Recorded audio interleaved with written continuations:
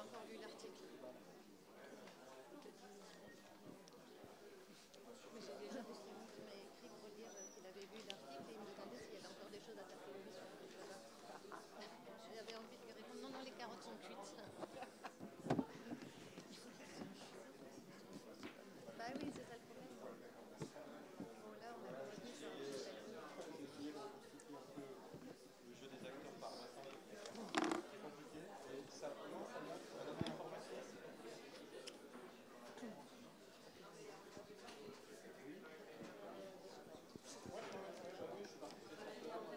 Parce que les enfants qui sont tout seuls à la maison.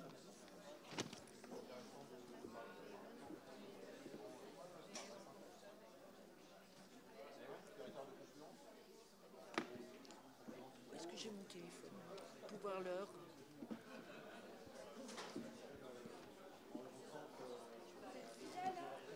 Ça fait plaisir.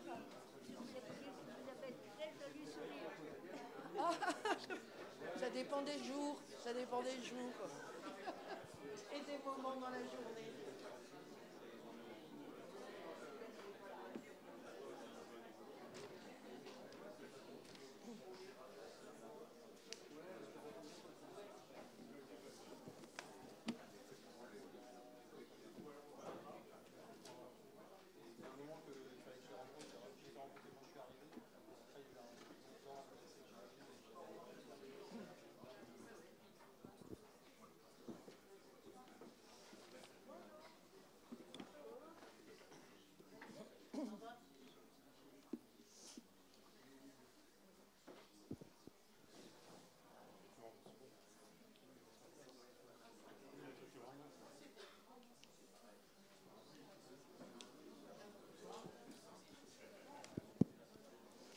Ben, si vous en êtes d'accord, on ne va pas tarder à commencer.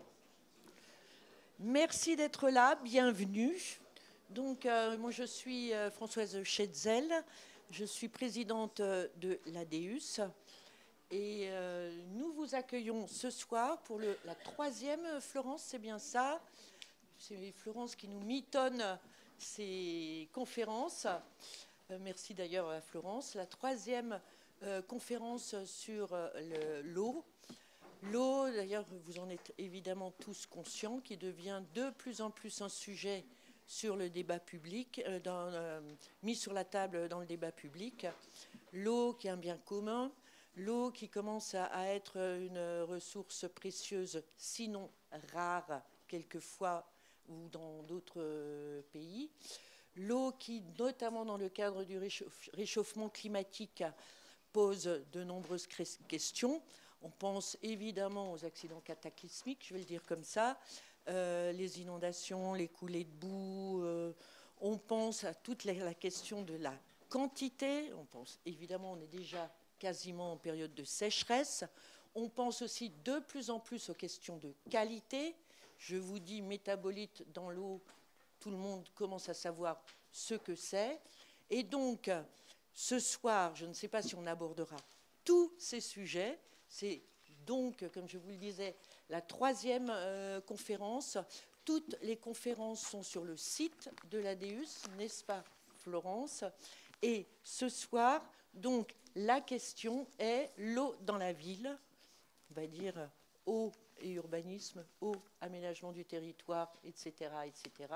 Et pour répondre à cette question et ce débat, nous avons là un certain nombre d'intervenants qui, toutes et tous, je suis contente de voir Catherine Linder qui, du coup, équilibre un peu la tribune du point de vue de la parité. On n'y est pas complètement, mais bon. Avec Suzanne, oui, tout à fait. Alors, je ne sais pas, Suzanne, c'est peut-être toi qui présenteras les différents intervenants. Et donc, je voulais, avant de laisser la parole à Suzanne, que beaucoup d'entre vous connaissent, puisqu'elle est vice-présidente à l'Eurométropole, mais sur des sujets qui sont donc le foncier et le logement, mais elle est aussi toujours encore salariée à temps partiel à l'ADEUS sur d'autres sujets, notamment l'eau. Et c'est elle, donc, nous aurons le plaisir de la voir comme animatrice et peut-être plus encore. Je voulais, avant de lui laisser la parole, remercier évidemment la direction, Pierre Laplane, le directeur général de l'ADEUS, avec lequel je me félicite au quotidien de travailler, de la même façon que Yves Gendron, qui est directeur adjoint. Et puis je vois un certain nombre de personnes dans la salle qui font partie de cette équipe compétente et sympathique. Je vais arrêter là et je te passe la parole, Suzanne. Merci. Alors bonsoir à toutes et à tous et bienvenue dans ce petit amphi qui, je trouve, est très convivial et où il fait chaud et ça fait du bien de se retrouver.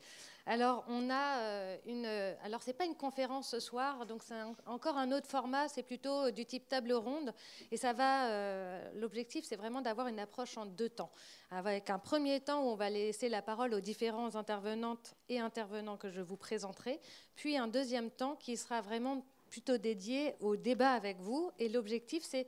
Enfin, personnellement, je suis toujours frustrée à la fin des conférences et des débats parce que les temps de questions-réponses se réduisent comme peau de chagrin. Et en même temps, quand on intervient en tant qu'expert, c'est toujours aussi très frustrant parce qu'on a 5 minutes pour parler et on a envie de dire beaucoup de choses, sauf qu'il y a toujours un maître du temps et ce soir, c'est moi. Et donc, c'est moi qui vais couper la parole ou en tout cas freiner les ardeurs et des différentes intervenantes et intervenants de façon à ce qu'on ait un temps de débat qui soit généreux. Alors, je remercie bien entendu ce soir la présidente de l'ADEUS, Françoise Schetzel, de me confier cette mission, en tout cas au niveau de l'animation. Je salue le directeur général, le directeur adjoint et je salue aussi chacune et chacun de mes collègues qui sont présents et qui, chaque jour, en fait, travaillent justement pour une meilleure compréhension du territoire et qui en garantissent ainsi sa résilience. Et cette mission ne pourrait pas être possible si elle n'était pas menée avec un travail partenarial solide et riche en interactions avec les nombreux acteurs qui sont sur le territoire et qui nous permettent d'avoir une vue à 360 degrés nécessaire justement pour garantir une bonne compréhension du fonctionnement de ce paysage. Alors, ce soir, nous nous retrouverons pour parler spécifiquement de l'eau dans le cadre de ce cycle. C'est la 3e conférence. Je vous rappelle que Emma Aziza était là sur une des conférences et qu'on l'a beaucoup entendu encore ces derniers jours. Alors, ce n'est pas une bonne nouvelle si on l'entend beaucoup parler, même si on apprécie Emma Aziza, mais c'est tout simplement que c'est... Quand on l'entend parler, c'est qu'il y a effectivement des problèmes relatifs à la ressource en eau. Et après avoir connu des périodes de canicule, maintenant on parle de canicule hivernale, de sécheresse hivernale. Et forcément, nous, on avait prévu cette conférence à cette date-là sans imaginer qu'on allait de nouveau être dans un pic d'actualité au niveau de la question de la ressource en eau. Et c'est une actualité politique forte, une actualité du coup aussi sur la ressource. Et je suis contente puisqu'autour de la table, nous avons aussi des acteurs qui vont pouvoir vous éclairer, alors partiellement puisque je ne leur laisse pas suffisamment de temps, mais sur cette question notamment de la ressource.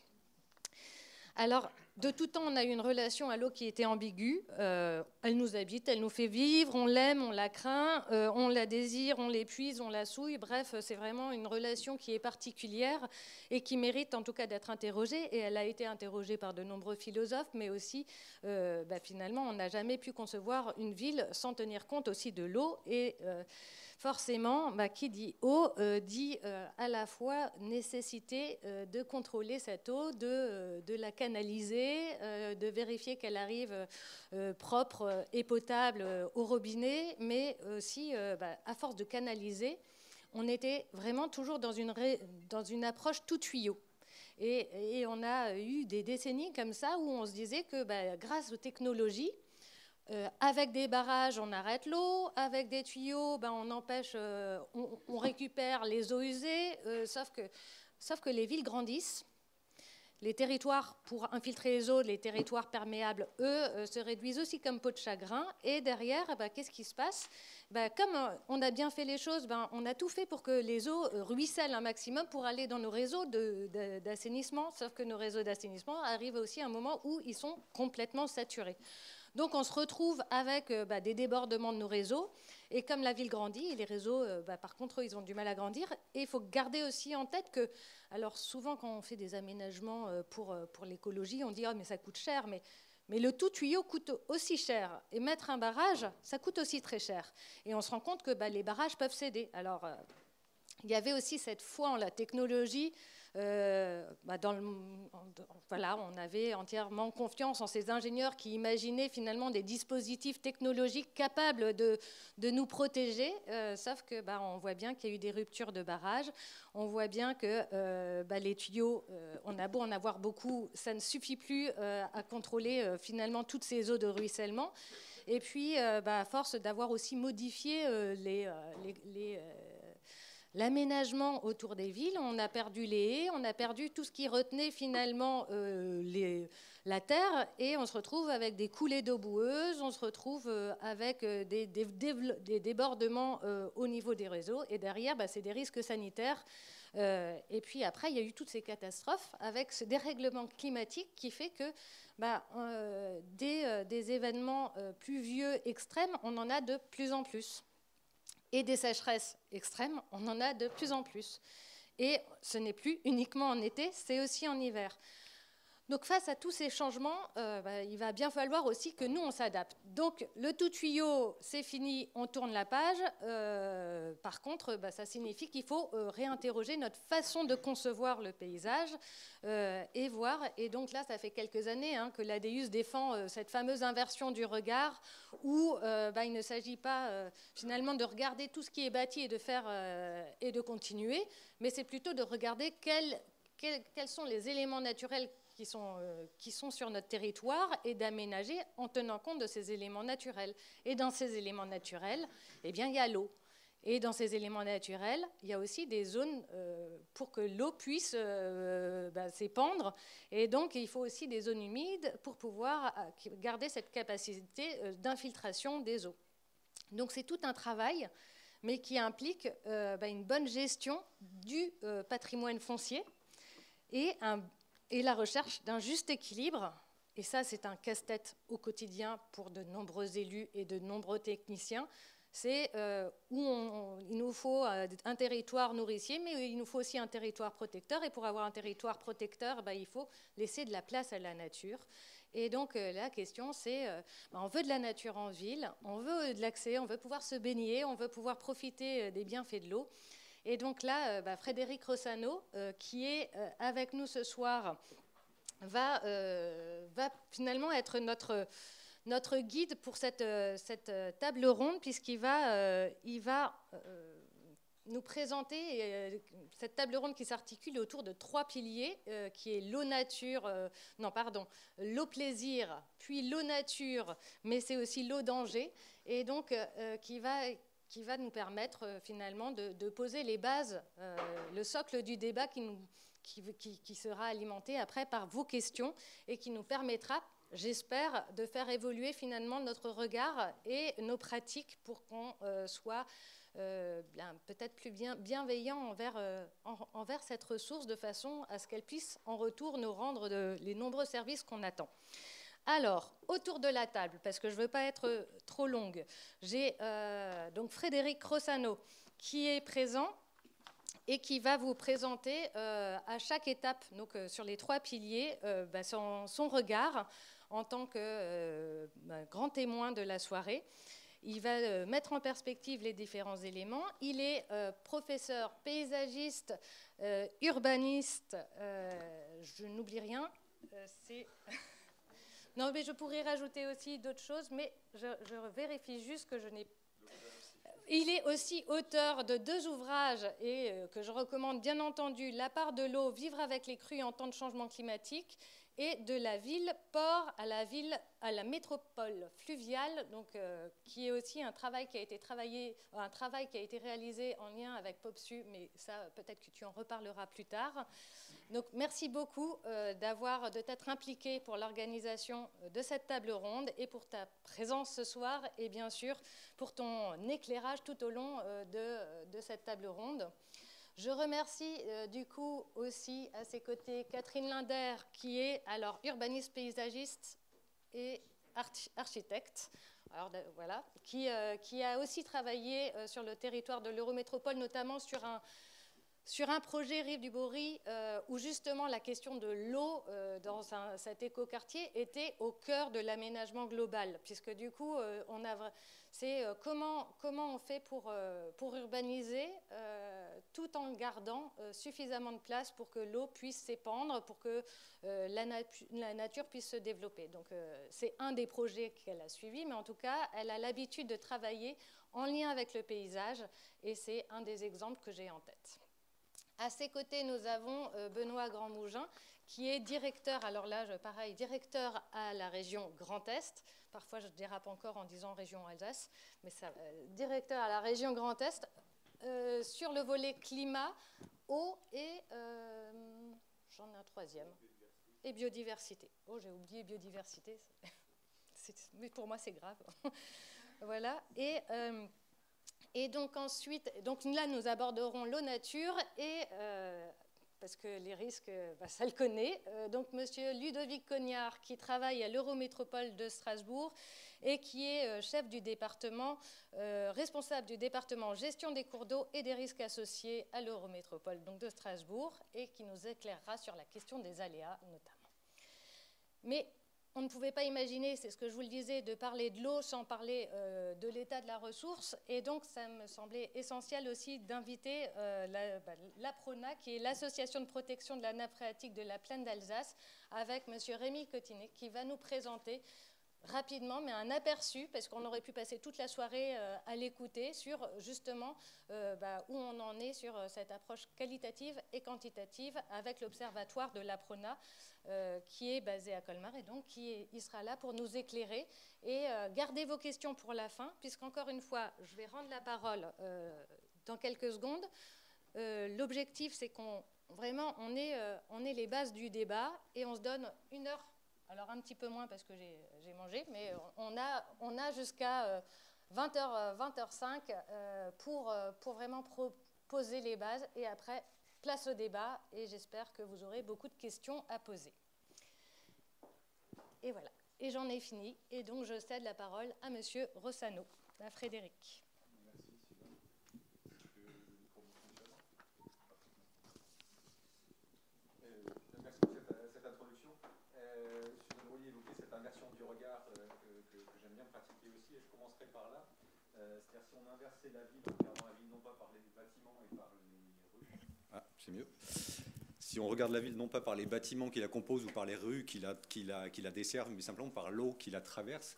Et c'est particulièrement intéressant de regarder Strasbourg de cette manière-là, parce qu'on voit que l'eau est là bien avant la ville, elle est là avant les remparts, elle est là avant les voies, avant les rues et les alignements, et que c'est elle qui impose la forme à la ville finalement, et que c'est bien après la fondation de la ville, on peut dire peut-être qu'il y a seulement 1 siècle ou 2, que la ville à son tour va dessiner l'eau, et va le dessiner de manière assez radicale, tout ça pour créer les conditions de son extension, les conditions de sa sécurité aussi, les conditions de sa prospérité. Cette artificialisation de l'eau, elle culmine dans les années 60 en Alsace avec la création du canal d'Alsace, où finalement la canalisation du Rhin est amenée jusqu'au bout. On transforme le Rhin, qui est devenu une machine à transporter, et le Rhin devient aussi une machine à produire de l'énergie. Et on arrive donc au sommet de cette artificialisation. Par ricochet, avec la massification du transport, l'activité vide la ville, l'activité sort de la ville finalement, et laisse derrière elle des grands espaces portuaires, des grandes friches industrielles. Elle laisse des grands terrains, souvent pollués, souvent vides. Et ces grandes friches industrielles, c'est devenu l'Eldorado, en gros, des 30 dernières années de toutes les grandes villes fluviales. Je commence par Rotterdam. C'est Rotterdam qui donne un peu le coup d'envoi dans les années 80 et qui, pendant 30 ans, va mettre des étoiles dans les yeux des architectes d'Europe et d'ailleurs. On parle à l'époque de Manhattan sur la Meuse, et d'une certaine manière, tous les architectes vont rêver de faire leur tour au pied du fleuve, de manière qui une sorte de dédoublement comme ça de l'architecture qui va pouvoir se refléter, alors ici dans les eaux un peu boueuses de Rotterdam, mais donc on voit qu'en fait avec la perte des fonctions fluviales, la ville comme ça tout d'un coup redevient une ville fluviale et va s'approprier ce qu'on a appelé un peu partout les waterfronts, et ont suivi donc d'autres grandes villes fluviales que sont Amsterdam, Hambourg ou Londres. En France, on reste sur des hauteurs moins spectaculaires. On est toujours quand même un peu sur nos références haussmanniennes. Ça n'empêche pas de faire de la quantité. Hein. À Lyon, à Paris, par exemple, on va construire plus de 2 millions de mètres carrés en bord de Seine. À Lyon, on va construire 800 000 mètres carrés de logements à la confluence Rhône et Saône. À Bordeaux, on est à pas loin de 2 millions de mètres carrés construits seulement en rive droite de la Garonne. Et Strasbourg n'est pas en reste avec seulement 1,5 million de mètres carrés construits sur le projet de rive, un projet donc qui va d'une rive à l'autre, mais surtout qui s'étend le long de l'eau, le long du canal de jonction, donc qui rejoint la rivière et le fleuve. Et là aussi, l'eau, on le voit, devient miroir de la ville, miroir de l'architecture, mais en même temps, elle perd aussi de ses affinités avec la ville. C'est-à-dire que la ville, finalement, se reflète dans l'eau, se regarde dans l'eau, mais n'en fait pas grand-chose. On ne voit plus passer beaucoup de barges, on ne voit plus passer beaucoup de péniches, on ne voit plus de nageurs, on ne voit plus de guinguettes, on ne voit plus de bains publics non plus. Alors dans ce grand mouvement d'urbanisation des fleuves, les berges aussi sont réaménagées, pas seulement les bâtiments. On voit quand même une renaissance de l'espace public en bord de fleuve. Tous les paysagistes, je pense, y ont participé, dont ici Michel Courajou, au bord de la Garonne.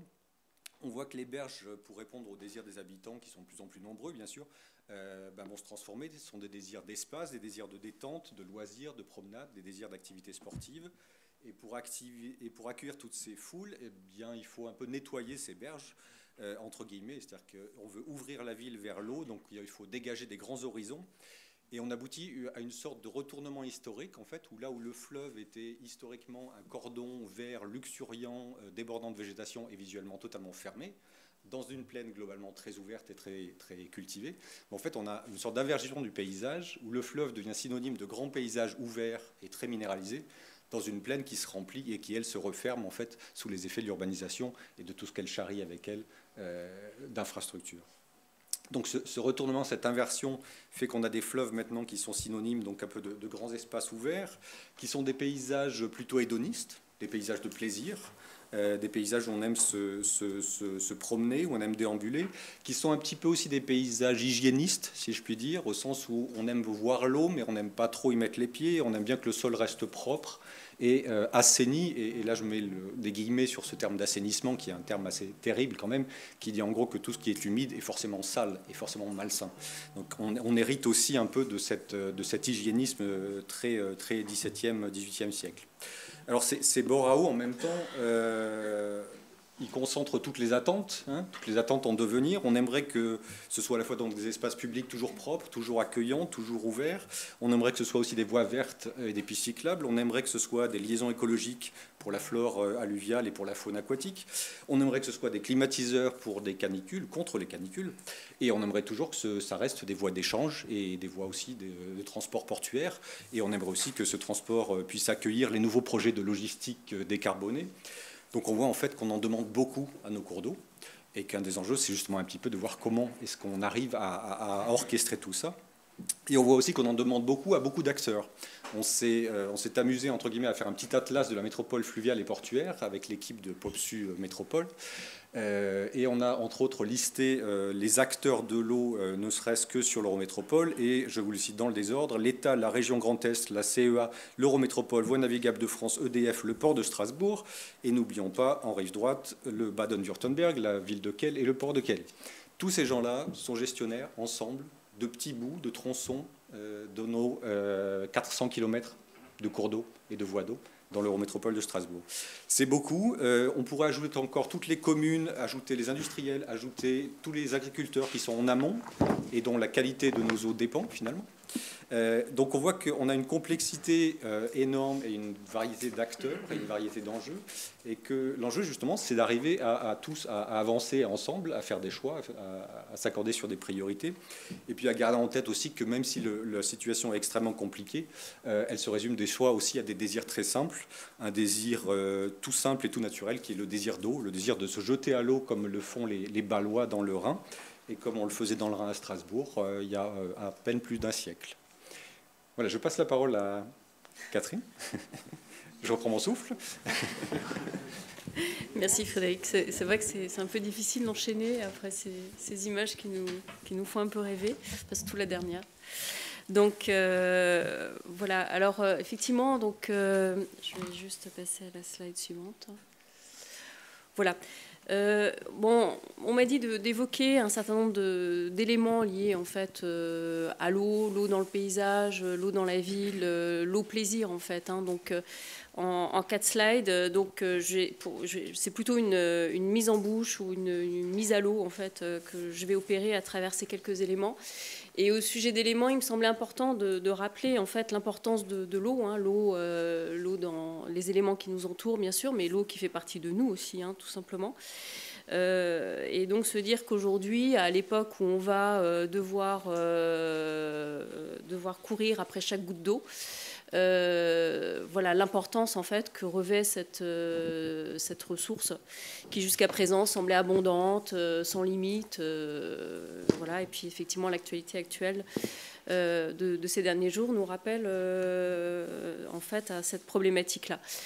Donc la question, on m'a dit effectivement de tourner le propos autour du plaisir de l'eau. Alors le plaisir de l'eau dans la ville, donc l'idée c'est effectivement de se dire que voilà, symptomatiquement, qu'est-ce qui fait qu'on est toujours attiré par l'eau, par les bords de l'eau que vient d'évoquer Frédéric, mais aussi l'eau qui s'évapore, l'eau qui circule au sol. Il y a cette notion en fait d'attrait systématique. C'est vrai que l'eau nous attire.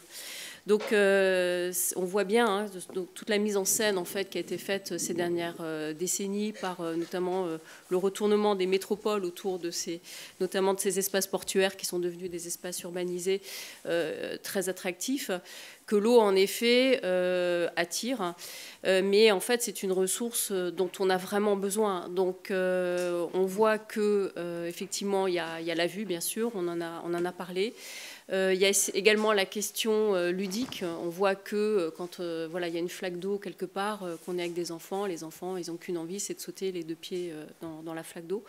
Et on voit effectivement que dans les villes aujourd'hui, même si ces dispositifs sont compliqués, on développe énormément d'espaces, mais on va vers des espaces, des aménagements très simples où l'eau est présente, donc à travers de la brumisation, de l'eau qui file dans une rigole, voilà, comme les 2 images que je vous ai mises en bas de la slide.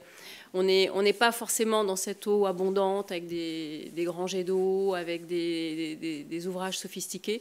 On cherche en fait à travailler de façon très minimaliste sur cette présence de l'eau, mais une eau en petite quantité, parce qu'on sait qu'elle voilà, elle va être de plus en plus rare et elle est de plus en plus précieuse.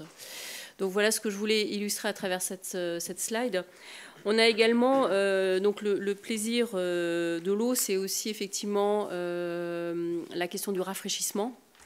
Donc habiter à proximité de l'eau, ça permet quand même, donc on voit bien qu'il y a des calculs qui ont été faits, hein, qu'on bénéficie de 2 à 3, voire 4 degrés d'abaissement des températures au moment de la tombée de la nuit, de par la présence de l'eau autour de soi.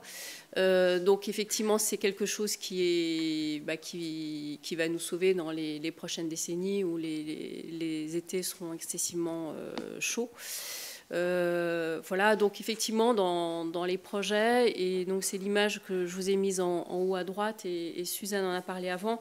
Effectivement, dans ce quartier des rives de Bory-Auswald, donc situé au sud-ouest de Strasbourg, on a cherché en fait dans une zone alors qui se trouvait être inondable, on se dit voilà, il n'est pas possible de construire, de se dire mais si finalement essayons malgré tout de se dire qu'il est possible de construire sur pilotis, et en plus d'améliorer les conditions d'inondabilité du site et de fabriquer en fait un paysage autour de l'eau qui bénéficie à la fois voilà, pour le cadre de vie des habitants et qui libère, et c'est bien la problématique effectivement qui est évoquée, comment libérer le sol tout en construisant. Et dans ce quartier, en fait, on est sur un rapport inversé où on a 70% d'espaces libres pour 30% d'espaces urbanisés. Ce qui impose évidemment après une densité, voilà, mais évidemment si on veut réduire l'impact au sol, il faut monter, hein, il n'y a pas de secret. Voilà. Et cette eau est présente donc de par le débordement de nappes, par les remontées de nappes, de par les débordements de fossés, et par tout simplement, à un moment donné, évidemment, quand les eaux tombent de façon abondante, un stockage qui se fait avant une infiltration dans le sol. Évidemment, il y a aussi l'eau esthétique, il ne faut pas l'oublier. C'est vrai que, voilà, alors on a en référence toutes ces grandes fontaines monumentales de mise en scène, mais on peut faire des choses aussi très, très sobres qui permettent à un moment donné aussi d'avoir une eau présente dans le paysage urbain et qui fabrique en fait voilà, une esthétique telle que c'est le cas par exemple place du Château à Strasbourg. La ressource en eau, alors effectivement aujourd'hui quand on travaille quand on aborde cette question-là et qu'on est paysagiste, urbaniste, architecte, on se dit comment faire pour que chaque goutte d'eau qui tombe du ciel ou voilà, qui provient des nuages, est un usage. C'est-à-dire qu'aujourd'hui, évidemment, on exite la solution des ingénieurs des décennies passées, qui consistait effectivement à rejeter, à évacuer vite dans les stations d'épuration cette eau qu'on ne saurait voir. Et bien au contraire, aujourd'hui, on essaie à chaque fois de se dire, est-ce que cette eau va rafraîchir? Est-ce que cette eau va irriguer? Est-ce que cette eau va avoir un usage voilà, d'une eau dont on a besoin pour nettoyer quelque chose?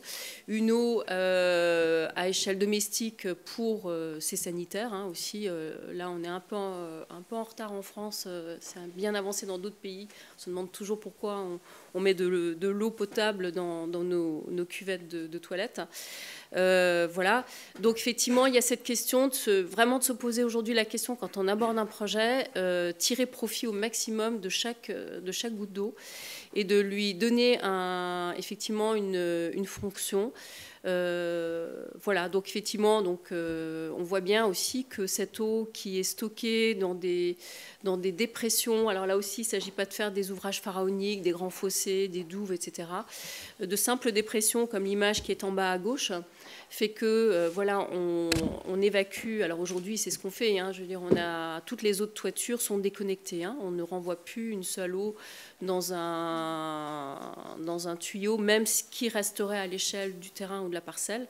Toutes les eaux de toiture descendent en fait par des chéneaux et ensuite par des chemins qu'on va offrir à l'eau, que ce soit une rigole, que ce soit une calade ou que sais-je. On va amener l'eau vers le milieu naturel. Donc ça, c'est vraiment la fonction première et vraiment le rôle et l'obligation qu'on se donne aujourd'hui, de manière à ce que cette eau ensuite aille servir la nature. Donc de par voilà, des zones humides, des dépressions, voilà, comme les vues que vous avez sur les slides. Donc vous avez par exemple le parc Adelshofen à Schiltigheim, en bas à droite, où en fait toutes les eaux pluviales de toiture, tous les eaux de ruissellement des espaces publics en fait alimentent cette mare. Et cette mare, elle a de fortes fonctions écologiques. Voilà, il y a plein de crapauds, c'est un endroit sympathique où se poser, où trouver un endroit de fraîcheur. Voilà, et ce sont des choses, en plus, ce qui est complètement paradoxal, c'est que ça demande très peu de moyens. En fait, effectivement, comme le disait Suzanne Broly, ces tuyaux en plus coûtaient très cher, quoi. Demander des systèmes ensuite de traitement d'eau excessivement coûteux avec des pompes et tout ce qui s'ensuit qui tombaient en panne et ainsi de suite, alors que finalement, voilà, il suffit d'eux. Et tout le monde finalement en bénéficie et tout le monde en profite en fait, hein, que ce soit voilà, tout le monde, on va dire de façon globale, le vivant, la nature et l'homme. Et donc, ce qu'on essaie de faire, c'est que ce sol, pour que l'eau s'infiltre, on le désimperméabilise. Hein. Donc, on va trouver, aujourd'hui, on essaie de ne plus avoir de revêtement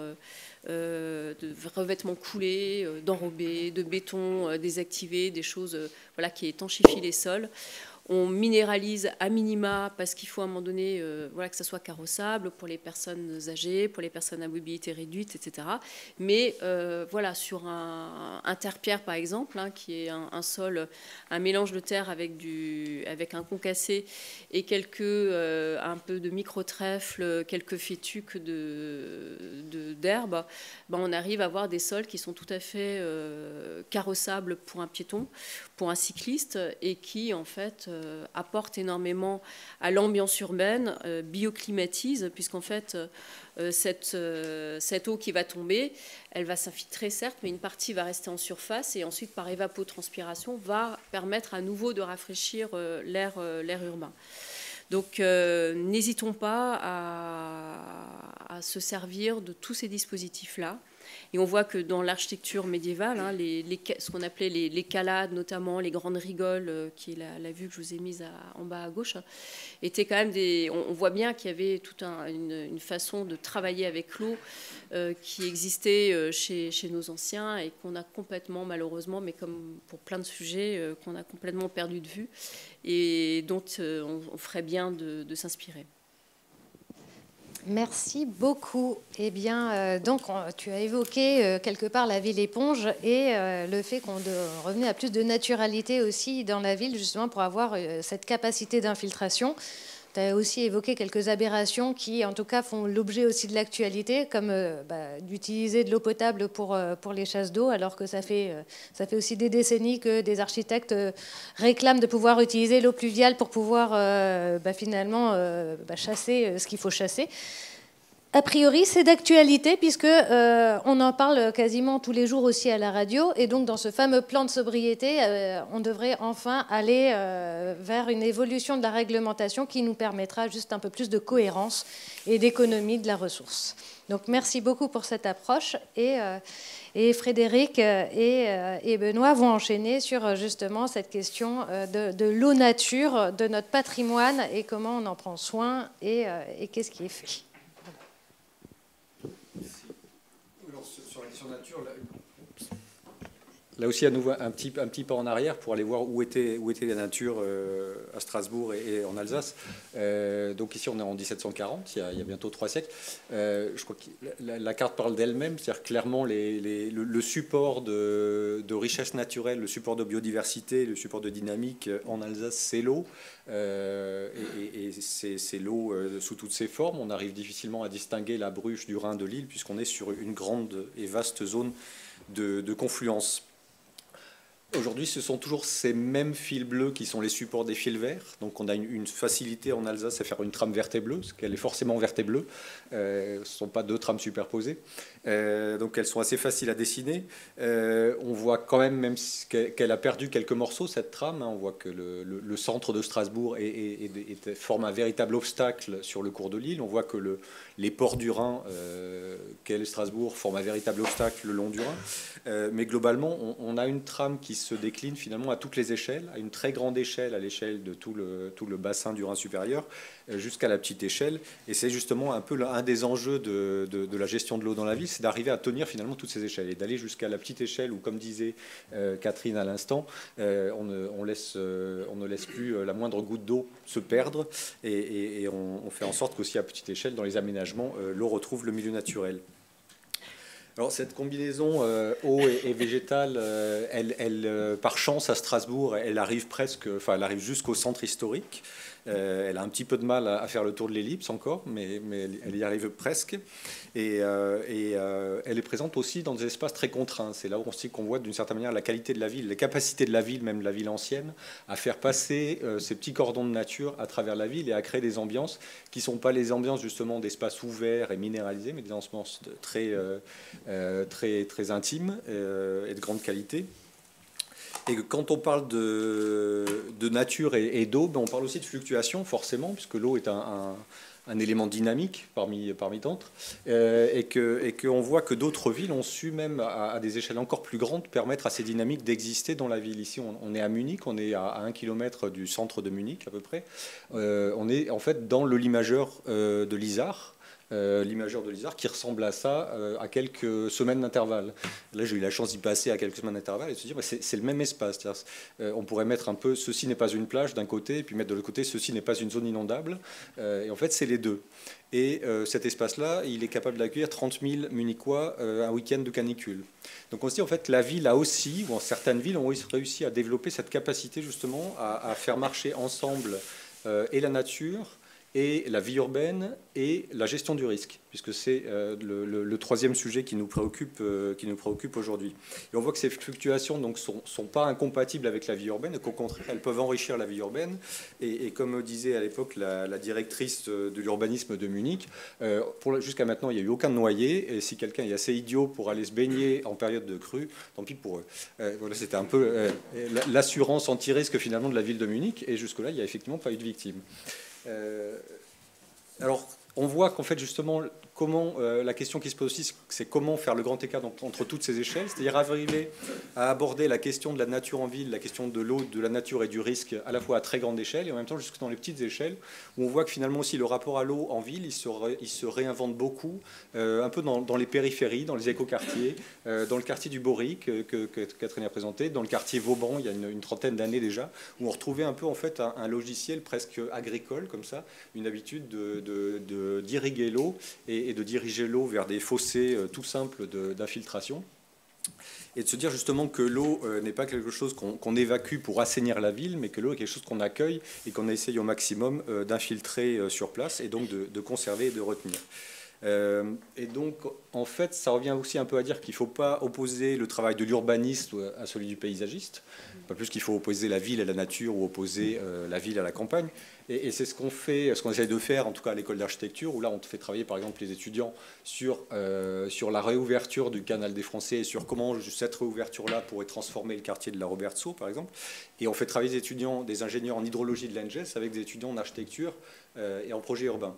Et l'enjeu de ce travail-là, c'est justement de montrer qu'il faut finalement sortir de ces silos, de ces pensées en discipline qui ont fait qu'on est passé, qu'on est allé vers du tout tuyau, et qu'évidemment, il ne s'agit pas non plus de se passer complètement de tuyau parce qu'on aurait de sérieux problèmes de gestion des eaux, mais il s'agit de trouver finalement les moyens de faire travailler ensemble une approche plus naturelle et une approche toujours technologique dont on a besoin.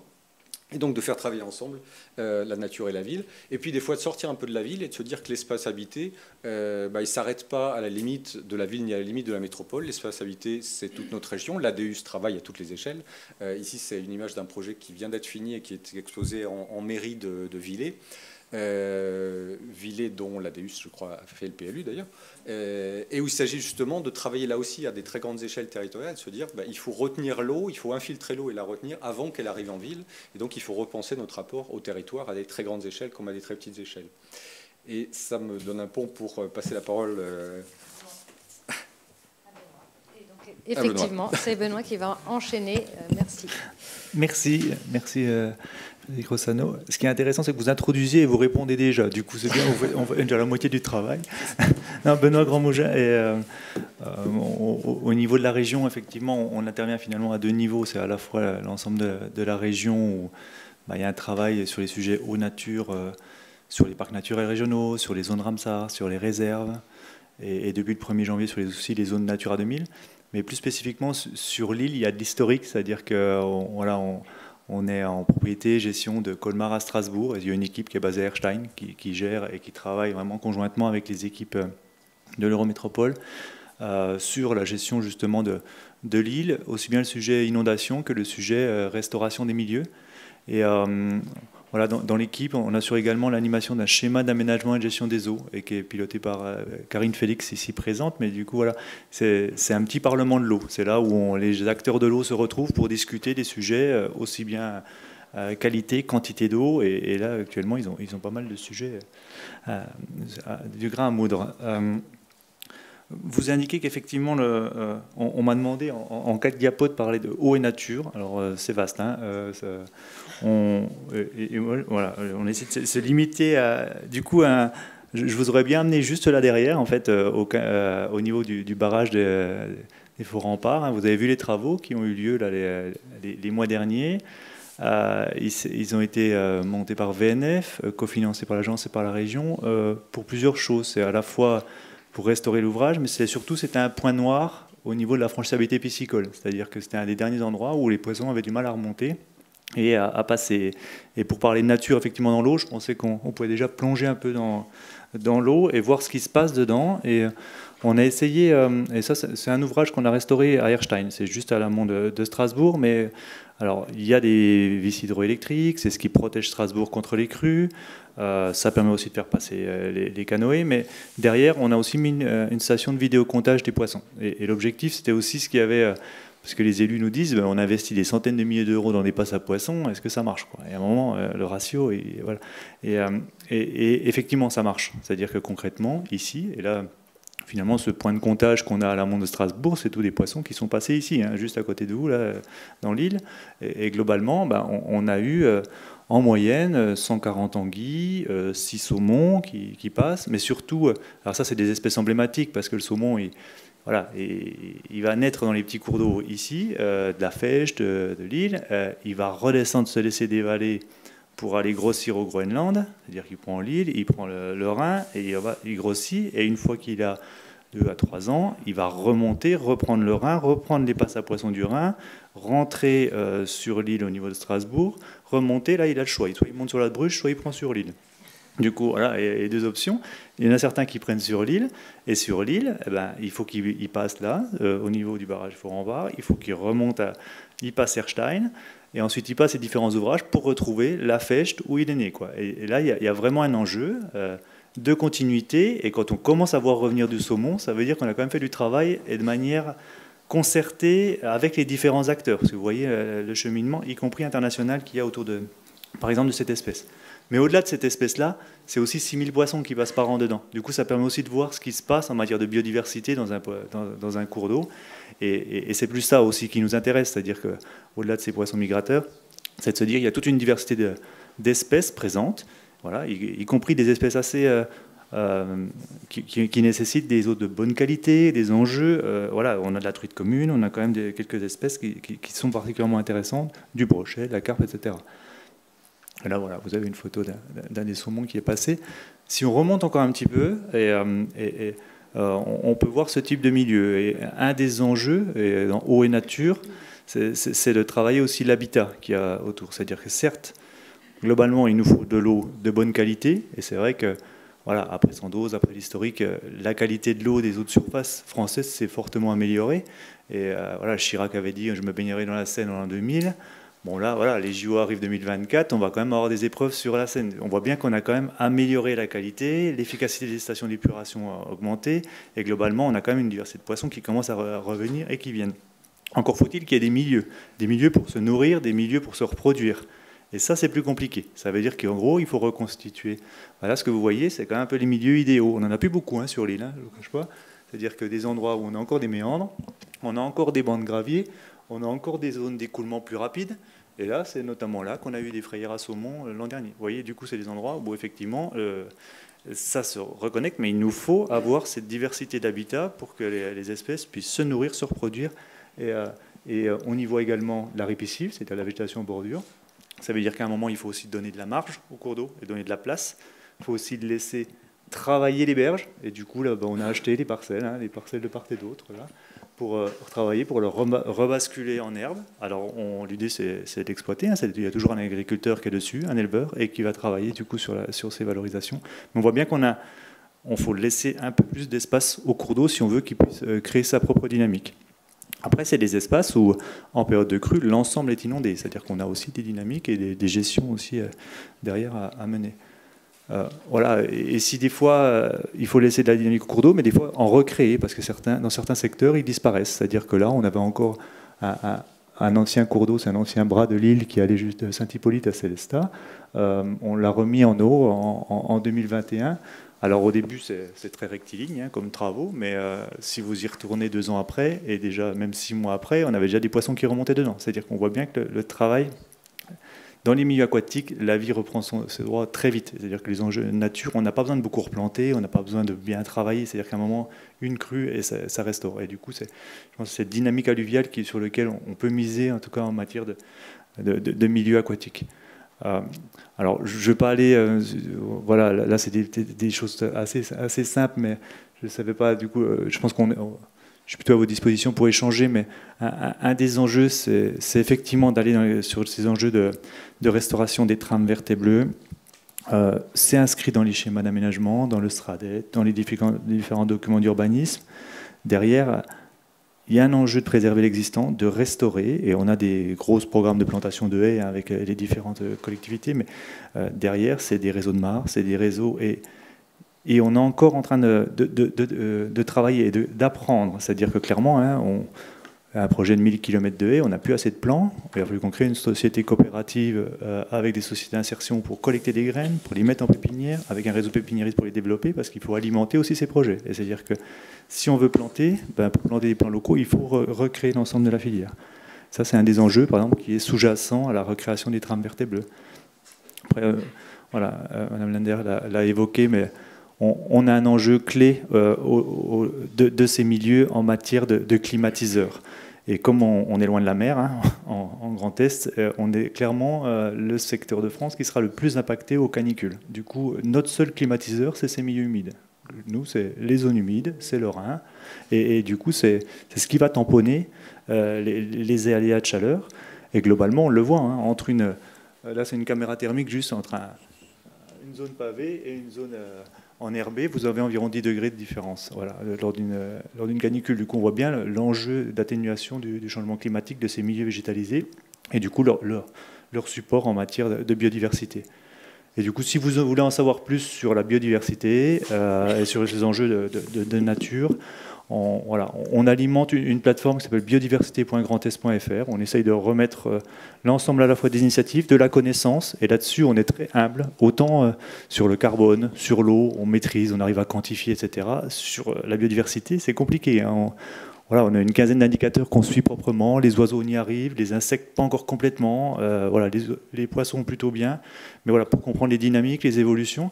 Et puis après, c'est surtout comprendre quels sont les événements qui se mettent en place sur place, les actions. Et là, l'ensemble est référencé. Je peux que vous inviter à vous inscrire sur ce site. Voilà.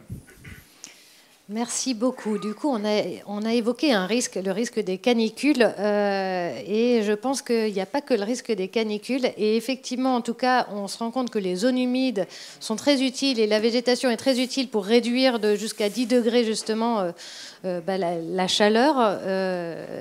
Qu'en est-il en fait du risque inondation, en sachant qu'en 2021, on s'est rendu compte qu'en Allemagne, finalement, sur un territoire assez équivalent au nôtre, on peut s'attendre à des fortes inondations, alors qu'on pensait que ça pouvait être réservé qu'au Var ou à d'autres zones qui sont finalement plus souvent confrontées à ce type de problème. Mais ce qui s'est passé finalement en Allemagne pourrait aussi arriver ici.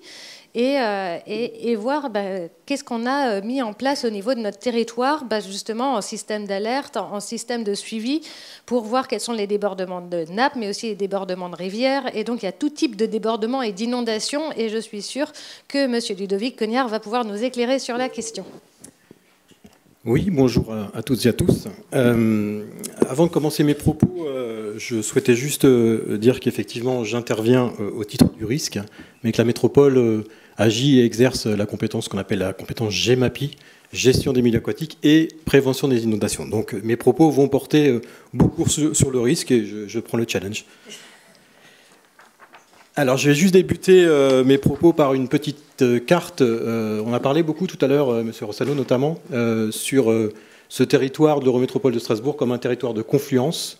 Donc cette carte montre bien effectivement que nous sommes sur un territoire de confluence d'abord hydrographique, avec 6 bassins versants. Alors évidemment, le territoire est inscrit sur le bassin versant du Rhin, mais si on travaille à une échelle un peu plus fine, on voit effectivement que Strasbourg est à la confluence de 6 grandes rivières. Et j'aurais tendance aussi à dire un territoire de confluence d'acteurs également. Hein, on en a parlé aussi tout à l'heure, sur tous les acteurs qui sont gestionnaires des cours d'eau, que ce soit les cours d'eau dits domaniaux, donc on a parlé tout à l'heure de la CEA, qui intervient sur le canal de la Bruche, la région qui intervient sur l'île Amont, les services de l'État sur l'île Aval, l'Eurométropole sur le Rhin-Tortue également, le PAS et VNF sur le secteur insulaire. Mais il y a aussi un certain nombre d'acteurs qui interviennent sur les cours d'eau dits non domaniaux, les cours d'eau privés, où là, c'est chaque propriétaire de riverains des cours d'eau qui sont aussi acteurs de la gestion des cours d'eau sur le secteur.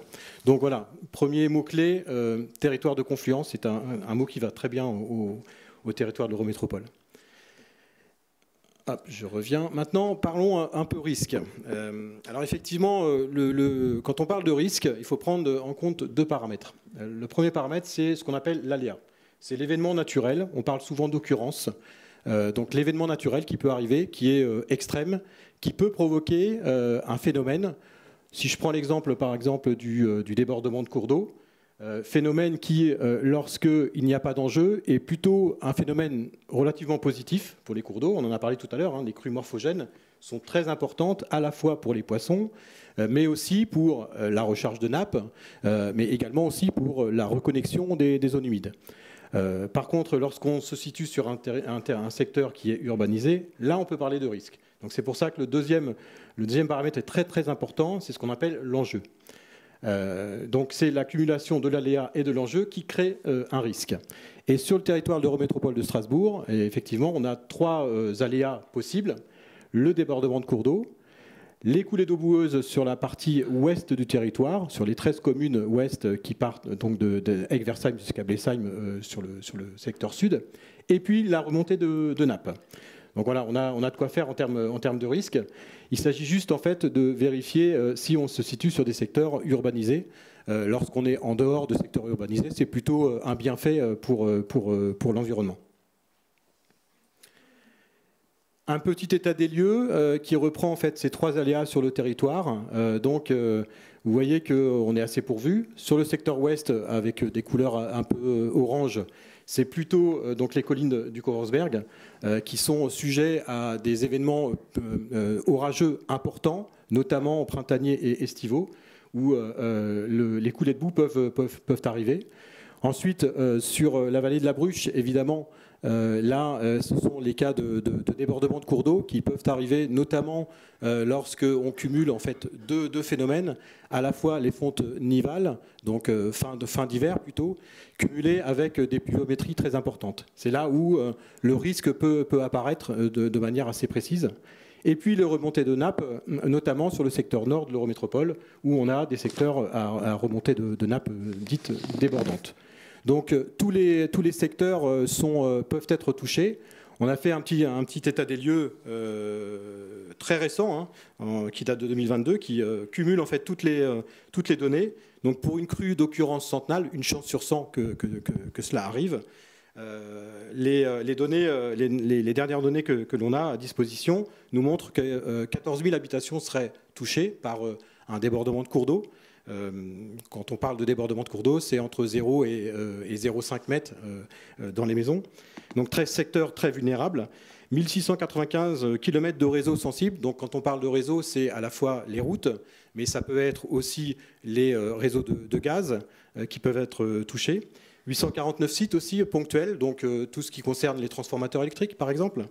Les activités économiques sont aussi relativement touchées, avec une quarantaine d'entreprises fortement touchées par la crue centenale. Et puis des bâtiments stratégiques et sensibles. Je parle par exemple des casernes de pompiers, ça peut être aussi des crèches, des EHPAD, voilà, des personnes sensibles, notamment en termes de nécessité d'évacuation. Et je finirai par les outils de prévention des crues, avec 4 mots-clés. La prévention et l'alerte. Ça, c'est quelque chose de très important. Se prémunir, c'est d'abord connaître le risque. Donc, savoir quand ça va arriver. La protection, l'Eurométropole, en fait, est gestionnaire des systèmes d'endiguement en place sur le secteur. Donc, l'idée étant de les gérer le mieux possible pour qu'elles continuent à jouer leur rôle de protection. L'information et la sensibilisation, là je parlerai plutôt de la culture du risque. N'oubliez pas que la dernière grande crue sur le secteur, c'est 1990.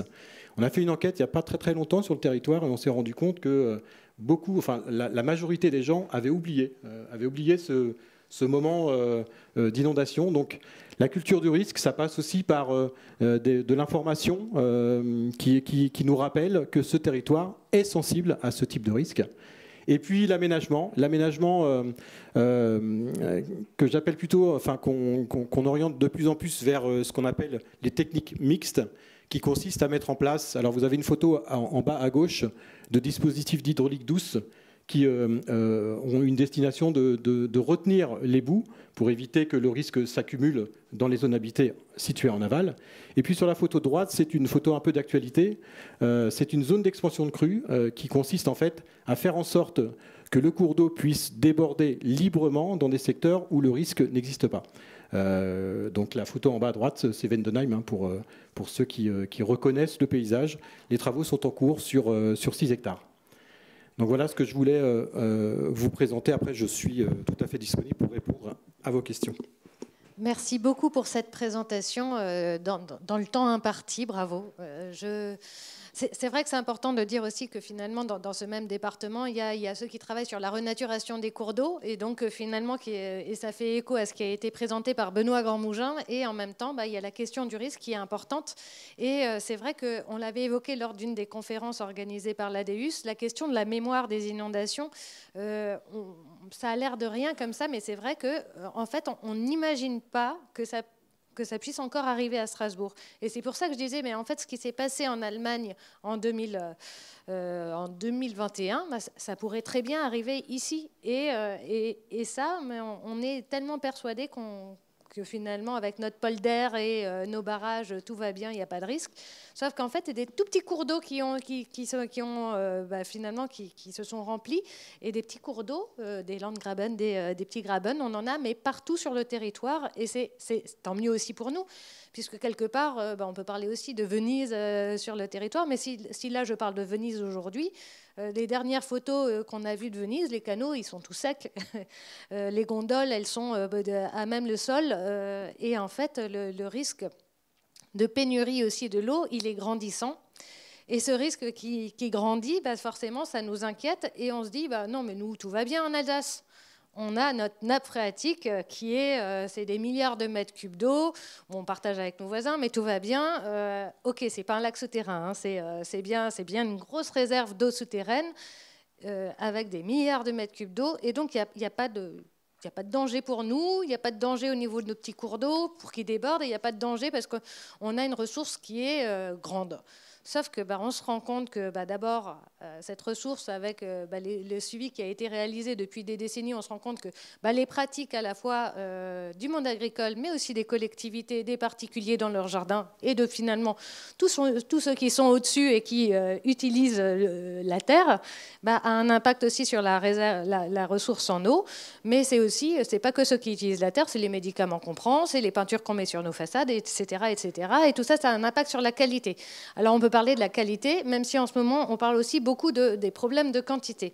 Alors forcément, comme on a un hydrogéologue à nos côtés, Rémi Cotinet, peut-être qu'il va pouvoir nous donner un aperçu finalement je ne dis pas un petit aperçu, parce qu'on ne pourra pas tout développer, mais ça nous donnera peut-être envie aussi d'aller approfondir ces connaissances en consultant ces ressources qui sont à disposition de tout le monde sur le site de l'APRONA.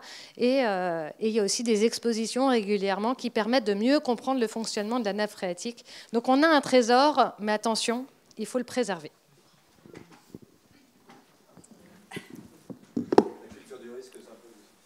Oui. Bonjour à toutes et à tous.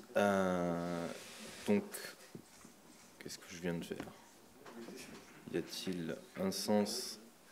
Voilà.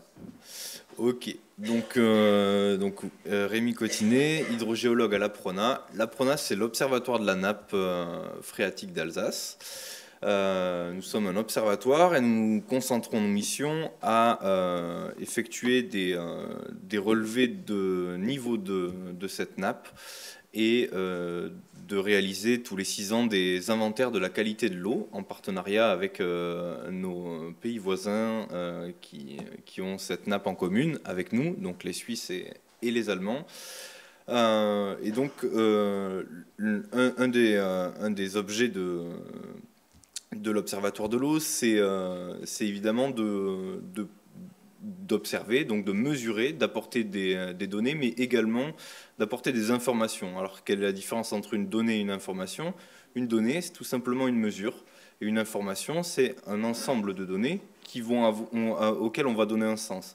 Et la Prona est là justement pour, à travers ces observations, apporter des informations aux services de l'État qui ont été tous plus ou moins évoqués ce soir, afin de répondre à des enjeux ou des questions liées à l'eau souterraine.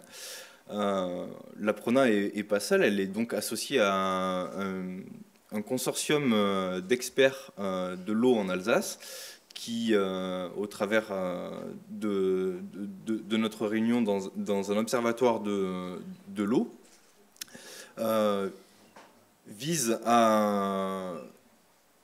cet observatoire de l'eau, en fait, vise à mettre en commun un petit peu les connaissances qu'on a sur les eaux de surface et les eaux souterraines.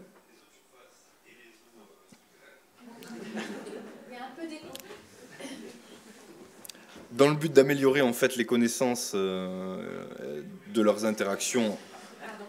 Je l'ai déjà dit, non ?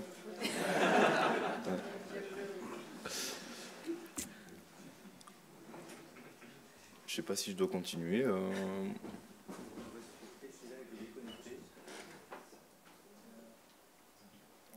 Je peux continuer. Ok, super. Eh bien, très bien.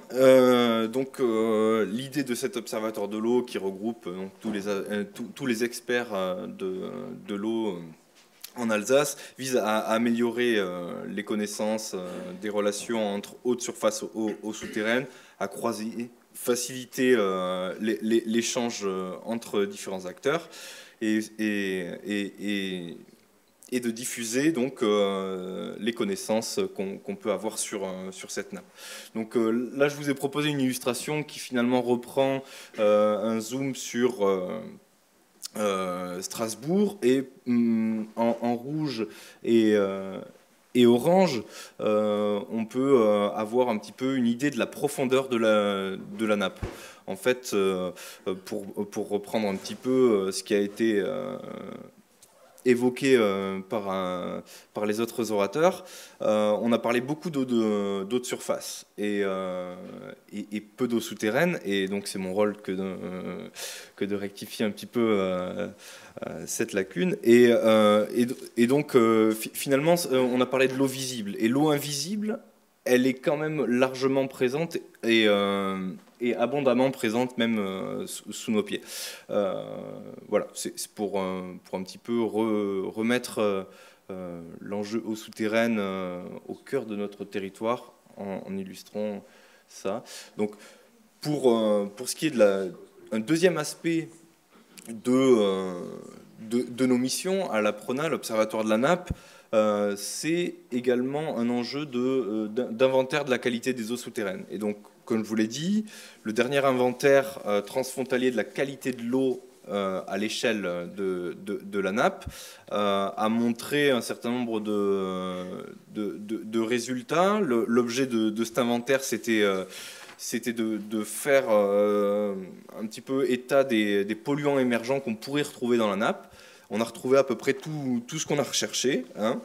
Et donc, pour ce qui nous concerne, et pour caler un petit peu avec le thème de la soirée, qui est l'eau et la ville, eh bien, il y a également une influence des activités urbaines, ou en tout cas des activités domestiques, qui se traduisent aussi par dans la qualité des eaux souterraines, avec notamment une famille de composés qu'on connaît bien, qui sont les composés perfluorés, dans lesquels on peut trouver et mettre dans les objets du quotidien, les poils adhésifs en contiennent, des composés du textile imperméable type Gore-Tex, et ce genre d'objets communs qu'on a usage de manipuler. Voilà, on en retrouve dans 80% des points qu'on a analysés. Pas forcément à des taux de concentration très importantes, mais on peut voir qu'ils sont omniprésents, en tout cas lorsqu'il y a une pression qui les amène. Voilà. Donc c'était pour faire le tour. Donc on a le prochain volet des inventaires va commencer dès cet été. Il va y avoir un nouvel inventaire des eaux souterraines qui va être orienté justement en fonction des résultats du précédent sur des polluants aussi d'origine urbaine, avec notamment un examen un peu plus fin des relations qu'il y a entre les eaux de station d'épuration et ce qu'on retrouve dans la nappe. Voilà, un petit peu. Après, vous trouverez sans doute beaucoup plus d'informations dans les mois qui viennent, j'en suis sûr. Et bien, pour faire état un petit peu de la situation qu'on a vécue l'été dernier, qui a marqué nos habitudes, en tout cas en été, avec quelques records quand même assez marqués en été sur les températures. Alors là, je vous présente une carte qui, lorsque c'est rouge, plus ça va vers le rouge, plus on est extrêmement bas par rapport à la normale de cette même période. Donc là, c'est une carte qui finalement fait état de la situation de juin à août 2022. Voilà. Parmi les années de sécheresse qu'on a connues, cette année 2022, elle est dans le top 2. Elle est place au 2e rang au niveau de la nappe rhénane. C'est pas toujours bon d'être champion. Hein. Non, pas toujours bon. Et elle est c'est la première jamais enregistrée depuis au moins une quarantaine d'années. Sur le secteur du Grand Ride, pour ceux qui ne voient pas où c'est entre Colmar et Strasbourg. Voilà. Très gros. Donc, qu'est-ce qu'on voit sur cette carte? On voit que plusieurs zones ont été plutôt impactées par la sécheresse. La zone de bordure, voilà, qu'on voit clairement en rouge, et puis le ride que je viens encore de citer. Voilà. Je ne m'attarde pas plus là-dessus. Néanmoins, et c'est remarquable,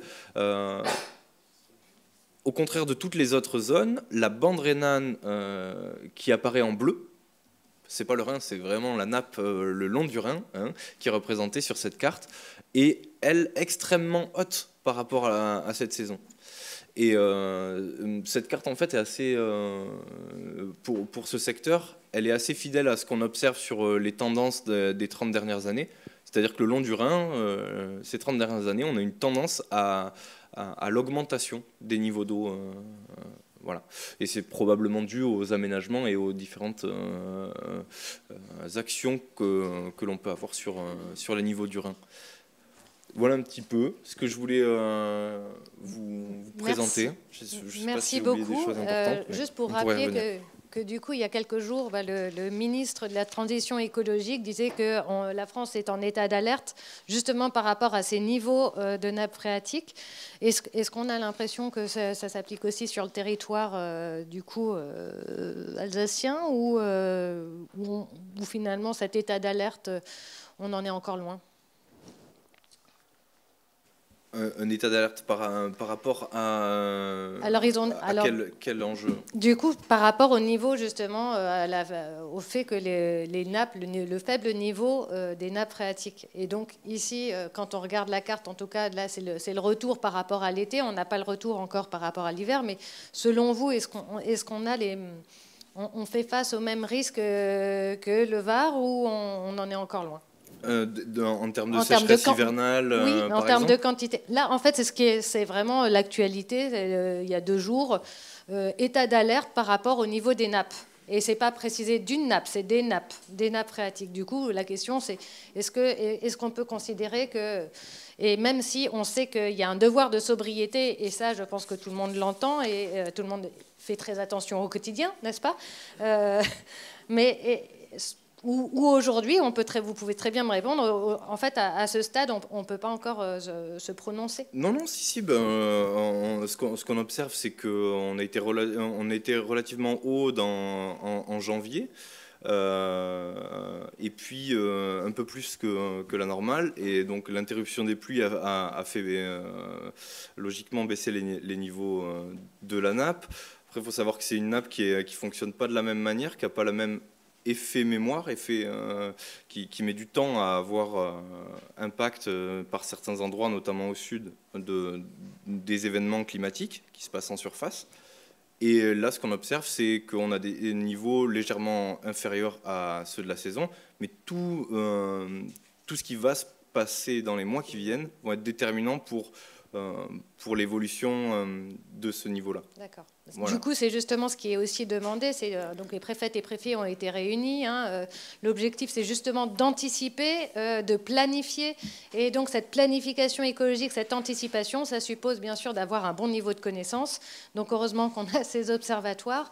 Et derrière, ça signifie aussi qu'il faut mettre en place des plans d'action. Donc je rappelle que jusqu'à mercredi dernier aussi, il y avait une consultation pour un arrêté interdépartemental, justement visant à l'utilisation à la fois des particuliers, mais aussi des professionnels de cette ressource en eau. Et ça implique que là, il ne s'agit plus uniquement d'agir quand il y a une catastrophe, c'est bien d'anticiper et d'éviter ces catastrophes. Et nous avons les moyens de le faire.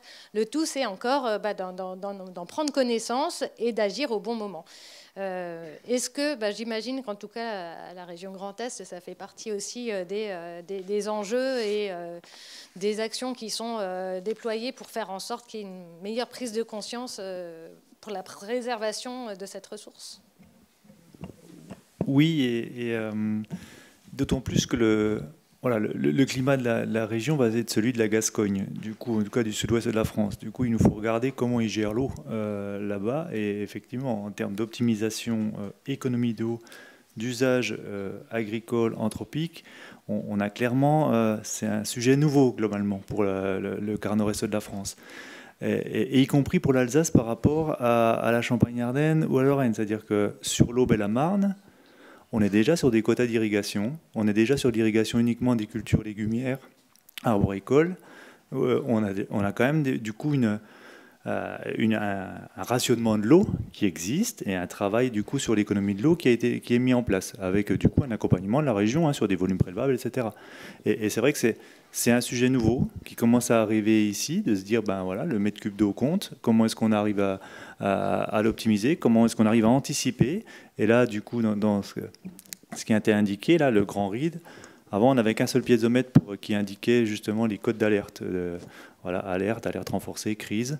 Maintenant, l'idée, c'est de le diviser en 5 sous-zones, c'est ce qu'il y a dans l'arrêté, qui est en consultation, et pour se dire, on affine et on a des premiers seuils qui nous disent, là, attention, les cours d'eau phréatiques commencent à baisser trop fortement, il nous faut commencer à réduire les prélèvements à proximité.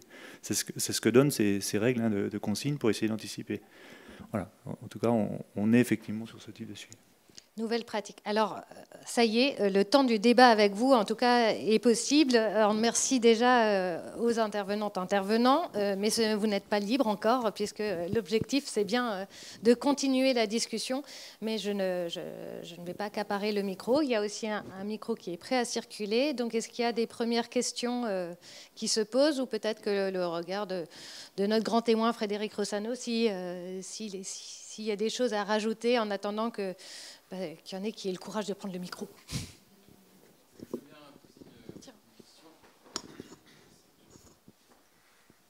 Vous m'entendez? Oui, alors j'ai une question pour Ludovic Cognard. Vous avez parlé des risques d'inondation par débordement de cours d'eau, principalement le risque qui vient de la Bruche.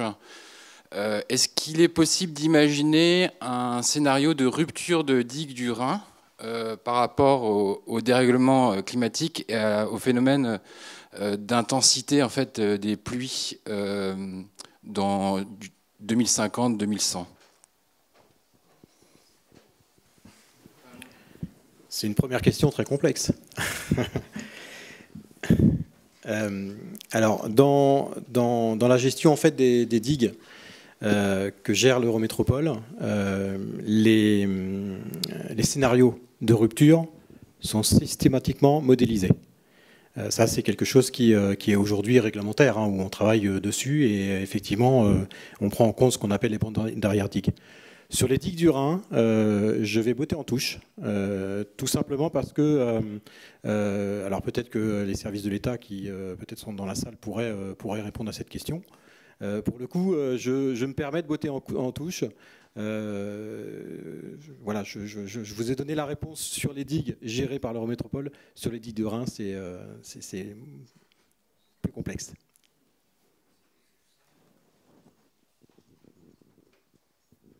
Oui, bonjour, merci. Moi, j'aurais une question sur la sobriété, et notamment, bon, on sait que grosso modo, 40% des prélèvements en été, c'est l'agriculture. Hein. Vous avez parlé du ride, du niveau de nappe phréatique, et on a quand même constaté tout l'été qu'on arrosait les maïs, y compris à 40 degrés à l'ombre, le long de l'autoroute, là où il y a même d'ailleurs l'autoroute.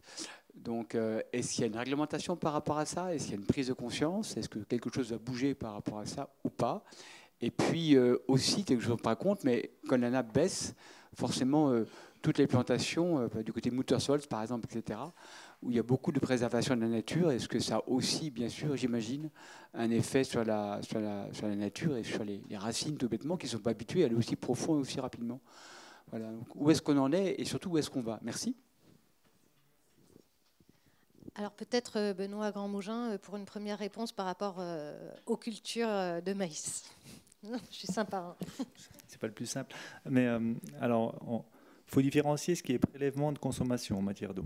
Et effectivement, parce que du coup, les plus gros préleveurs, hein, c'est les canaux et c'est les industries. Sauf qu'elles ne consomment pas l'eau, c'est-à-dire qu'elles rejettent plus chaude ou autrement. En matière, effectivement, globalement, 50% de consommation, 50% c'est de l'eau potable, 25% c'est l'entreprise, les industries, 15% c'est l'irrigation et c'est les autres usages. Le souci, c'est que l'irrigation, c'est en plein été. C'est le moment où on a le moins d'eau et c'est le moment où il y a les tensions. Et ce qui fait qu'on est effectivement sur ces ratios-là en période estivale. Mais je pense que c'est important aussi de replacer à l'année. Après, la question, c'est la valeur ajoutée au mètre cube d'eau et la valeur ajoutée effectivement de la culture derrière. Et ça, c'est un vrai sujet qui est en cours d'être discuté aussi avec la profession agricole, hein, de se dire comment est-ce qu'on optimise la valeur ajoutée au mètre cube d'eau. Ça veut dire qu'effectivement, les choses sont en train de bouger sur l'optimisation de l'irrigation, sur des questions de créneaux, de tours d'eau. C'est-à-dire que toutes les irrigations qui se pratiquent actuellement sur les autres surfaces, c'est-à-dire que sur tous les affluents de l'île, actuellement fonctionnent par tour d'eau. C'est-à-dire qu'on ne peut pas allumer plus de trois pompes en même temps et les agriculteurs s'organisent sur ce type de tour d'eau, chose qui n'était pas le cas avant. Du coup, on voit bien que les choses évoluent, ça prend du temps, hein, parce qu'il y a eu aussi l'inertie, mais voilà, on sent que les choses s'enclenchent, et puis quand on entend aussi l'actualité, on voit bien que les choses s'entraînent. Après, derrière, c'est aussi des questions de filières économiques qu'il faut faire évoluer et de déboucher, et c'est surtout là-dessus aussi qu'il nous faut travailler, ce qui est pas simple. Et là, vous parlez des prairies sur le secteur de Muttersholz. Il n'y a pas de prairie s'il n'y a pas d'élevage. Et il n'y a pas d'élevage si on ne mange pas du lait, si on boit du lait et de la viande. C'est-à-dire qu'à un moment, derrière, on a également ces questions d'où viennent l'approvisionnement. Et quand on parle l'eau et la ville, eh ben, pour moi, il y a aussi ça. C'est-à-dire qu'est-ce que mangent les citadins et en quoi mes modes de consommation, ça contribue à protéger la qualité de l'eau ou la quantité de l'eau à proximité. Et là, je pense qu'il y a aussi un enjeu à travailler de réciprocité. Et du consommateur. Voilà. Alors, il y avait une autre question à laquelle on n'a pas répondu, c'était par rapport à la capacité aussi de résilience des plantes. Et donc peut-être que Catherine Linder voudra répondre sur cette... Oui, alors c'est certain, on a observé cet été pas mal d'arbres qui souffraient, notamment dans les forêts rhénanes. Mais ce qu'on a quand même pu voir, c'est que, parce qu'en fait, on a la conjonction des deux phénomènes. Effectivement, il y a le manque d'eau par le système racinaire, et il y a aussi le dessèchement du feuillage par l'air chaud, en fait, hein, l'air chaud, les vents chauds. Donc, en fait, il y a la conjonction des deux. Et on se rend compte, en fait, que les essences... Alors, évidemment, les essences de bois vert, donc, que ce soit le saule, l'aulne, le frêne, toutes ces essences-là, évidemment, ont eu pas mal de difficultés à passer le cap. Mais ce qu'on voit aussi, c'est qu'en fait, et on travaille de plus en plus là-dessus aussi, sur les feuillages, en fait, hein, des feuillages épais, voilà, ont une capacité de stockage et dessèchent moins au soleil qu'un feuillage fin, hein, donc une feuille fine. On voit des arbres, voilà, notamment les acacias, tous ces feuillages-là, en fait, n'ont pas du tout tenu cet été. Les bouleaux, entre Alibou, il y a encore une autre problématique d'inadaptation en fait à nos latitudes, vu voilà, la remontée en fait du climat, du climat chaud. Donc effectivement, l'intérêt là-dessus, c'est de travailler, et on y revient. On a beaucoup parlé des cours d'eau, de l'eau souterraine, mais voilà, l'eau dans les dépressions, l'eau dans les petites cuvettes très légères. Quand on aménage un terrain aujourd'hui, il n'y a pas de raison qu'il soit tout plat. Il suffit de faire quelques petites altérations, sans faire des nœuds, des fossés, des machins, des trucs compliqués. Et ça suffit de créer des zones légèrement plus fraîches qui vont faire que la strate basse aussi va se développer. Cette strate basse va protéger le système racinaire des arbres. Et en fait, il y a toute cette logique aussi collaborative du végétal, de l'entre-soi, voilà, avec un fonctionnement qui est bien plus élaboré que celui qu'on peut mettre nous en place, qui fonctionne bien. Donc créons des milieux propices, et la végétation ça s'adaptera, voilà, dans la mesure du possible. Du multistrate. Multistrate, voilà, c'est ça. François Schetzel. Alors, j'aurais une multitude de questions, mais je vais me limiter à 2 questions. D'abord, la première question, c'est plutôt en matière d'aménagement du territoire et d'urbanisme. Vous avez parlé du rapport à l'eau. Vous avez montré comment on pouvait se baigner à Bâle et on ne se baigne pas dans le Rhin. Catherine a dit qu'on était très en retard en France sur l'utilisation, en prenant l'exemple des toilettes par exemple, j'allais presque dire de dédoublement, je ne sais pas si c'est les bons termes, entre eau potable et eau qu'on pourrait utiliser dans le lave-vaisselle ou je ne sais pas. Et donc, je voulais savoir par rapport à ce que vous dites, ce que vous avez dit, quels sont les freins, à votre avis, les freins principaux? Est-ce qu'il s'agit de normes réglementaires? Est-ce qu'il s'agit aussi de coûts? Je suppose, quand on construit un bâtiment et qu'on dédouble les tuyaux, j'en sais rien, ça coûte plus cher et donc il y a un impact sur le coût de sortie, je n'en sais rien. Est-ce que c'est le côté hygiéniste? Enfin voilà, il y a plein, on est quand même... En termes d'histoire de la médecine, on vient aussi de l'hygiénisme médical. Et j'aurais voulu savoir effectivement quel était ce que vous pouviez penser de ça. Et puis, je m'en excuse, je pose tout de suite ma deuxième question, si tu le permets, Suzanne, sur la question plutôt alors de qualité de l'eau. On a vu tout à fait récemment... il y a quand même des enquêtes journalistiques tout à fait importantes au niveau, y compris international, qui parlent, alors je ne sais pas comment on prononce, si c'est PFAS ou PFAS, vous me direz. Et donc, je voulais effectivement savoir, je n'ai pas tout compris, ça doit être, je suppose, des perfluorés. Je me demandais, on a vu que en fait, la population au niveau français, voire international, est fortement imprégnée. Et je voulais savoir, d'abord, je n'ai pas bien compris, vous disiez que dans l'enquête que vous allez faire, que vous allez commencer, vous alliez être un peu plus précis sur l'articulation, si j'ai bien compris, entre les stations d'épuration, mais le reste, je n'ai pas compris. Voilà. Donc, ce serait bien d'expliquer. Et je voulais savoir si l'APRONA faisait surtout, j'allais dire, de la mesure ou de donner des informations, ou si elle travaillait avec d'autres expertises, par exemple d'imprégnation de la population, d'expertise en relation avec la santé, puisqu'on sait qu'il peut y avoir aussi des effets sanitaires de ce type de molécules. À questions multiples, réponses multiples. On va se passer le micro. Je voudrais juste revenir sur l'exemple de Munich, justement, en termes de baignade. Pourquoi on ne se baigne pas en France et pourquoi on se baigne à Munich ou à Bâle? J'avais pas mal étudié cet exemple-là, ce cas de Munich. Et ce qui est intéressant, c'est que la ville de Munich, avant d'ouvrir cette plage au public, avant de créer cette plage même, parce qu'elle a été dessinée, elle a été recréée, ils ont travaillé avec toutes les communes en amont pour les aider à et éventuellement cofinancer des installations d'épuration des eaux. Donc ils ont fait en sorte que l'eau soit baignable avant d'aménager les conditions d'accès à l'eau. Ça, c'était une première. Ce qui veut dire qu'en fait, il y a besoin d'une solidarité entre les grands centres urbains qui ont les moyens et les petites communes qui sont aussi polluantes à travers leur agriculture ou l'industrie, mais qui n'ont pas forcément les moyens de répondre aux enjeux auxquels ils font face. Donc il y a besoin de solidarité à ce niveau-là, sur la qualité de l'eau. Après, il vient l'aménagement lui-même, et là en France, on a un problème, c'est que tout élu est juridiquement, possiblement, attaqué par n'importe quel citoyen qui, en gros, trébuche et se retrouve le nez dans l'eau, ce qui n'est pas le cas en Allemagne, ce qui n'est pas le cas en Suisse. On a un système juridique en France qui fait de l'élu un peu la tête de turc de tout accident qui a lieu sur l'espace public, ce qui, à mon avis, est dramatique, parce que la répercussion de ça, c'est que les élus n'ont pas envie de finir leur vie en prison. J'en connais pas. Donc ce qu'ils font, c'est qu'ils en rajoutent, et là je pense que Catherine, tu iras dans le même sens que moi, ils en rajoutent sur la sécurité pour se prémunir aussi eux-mêmes d'éventuelles poursuites. Et ça a un effet en fait très frustrant sur la capacité de se baigner.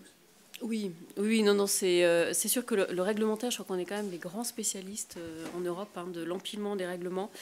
Et c'est vrai que, et effectivement, de la responsabilité en fait des élus qui font qu'en effet, ils sont en ligne de mire dès qu'un problème survient.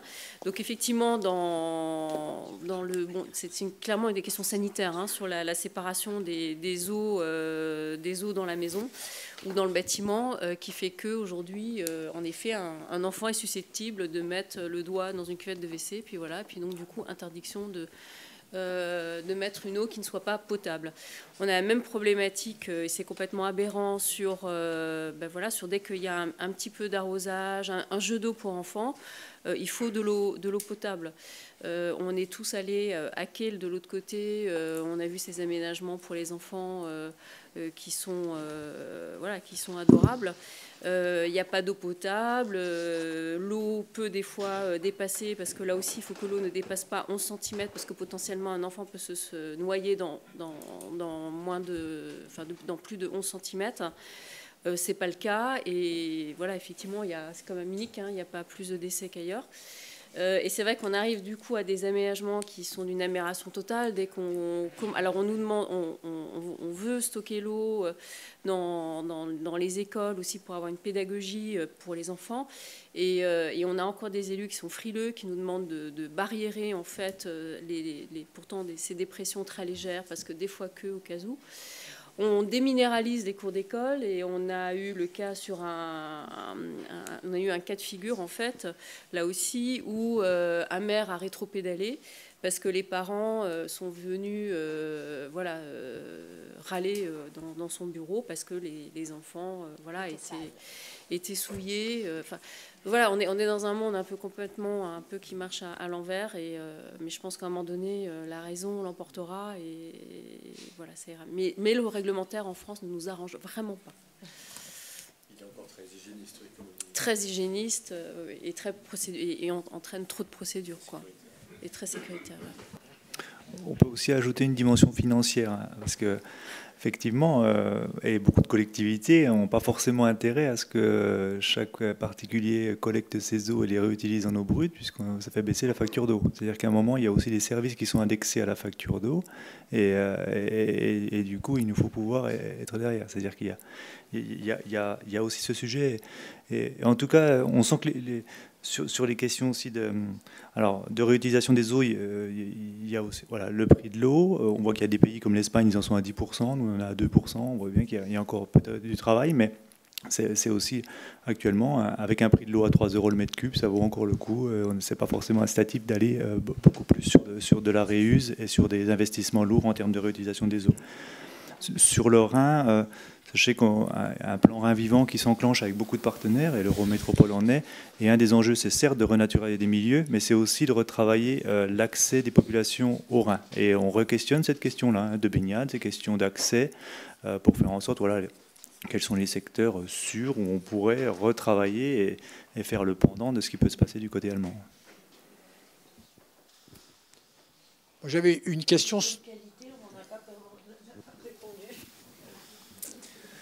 Ouais, vis-à-vis de la qualité de l'eau, en fait, l'inventaire précédent a mis en évidence une contamination des eaux de la nappe au PFAS, aux fameux composés éternels qui font l'objet de l'actualité en ce moment. Donc, la nappe a pu être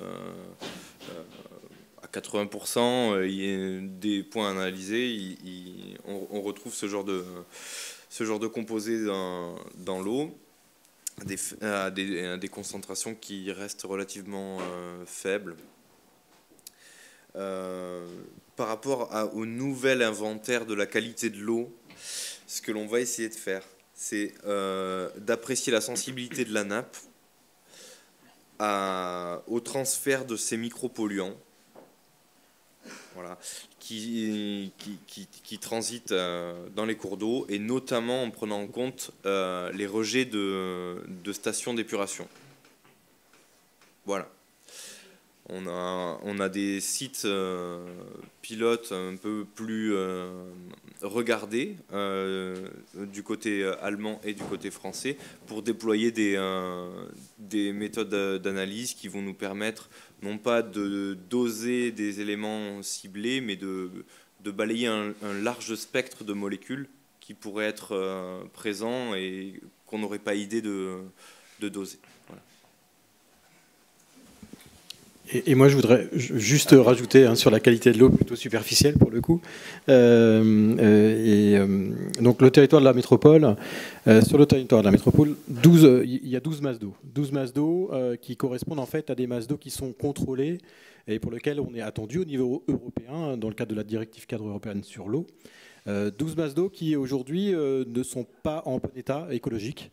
Et dont un des paramètres déclassants qui est partagé par 11 des 12 masses d'eau concernées, je ne vais pas vous les citer, c'est effectivement l'état chimique qui pose un souci, et notamment en termes de HAP, les hydrocarbures aromatiques polycycliques, je crois que c'est ça, oui, si je me retourne vers mon collègue à côté, et voilà, qui pose souci, qui est lié en fait tout simplement à la présence de ruissellement assez important sur les secteurs qui sont perméables et qui se retrouvent dans l'eau de surface.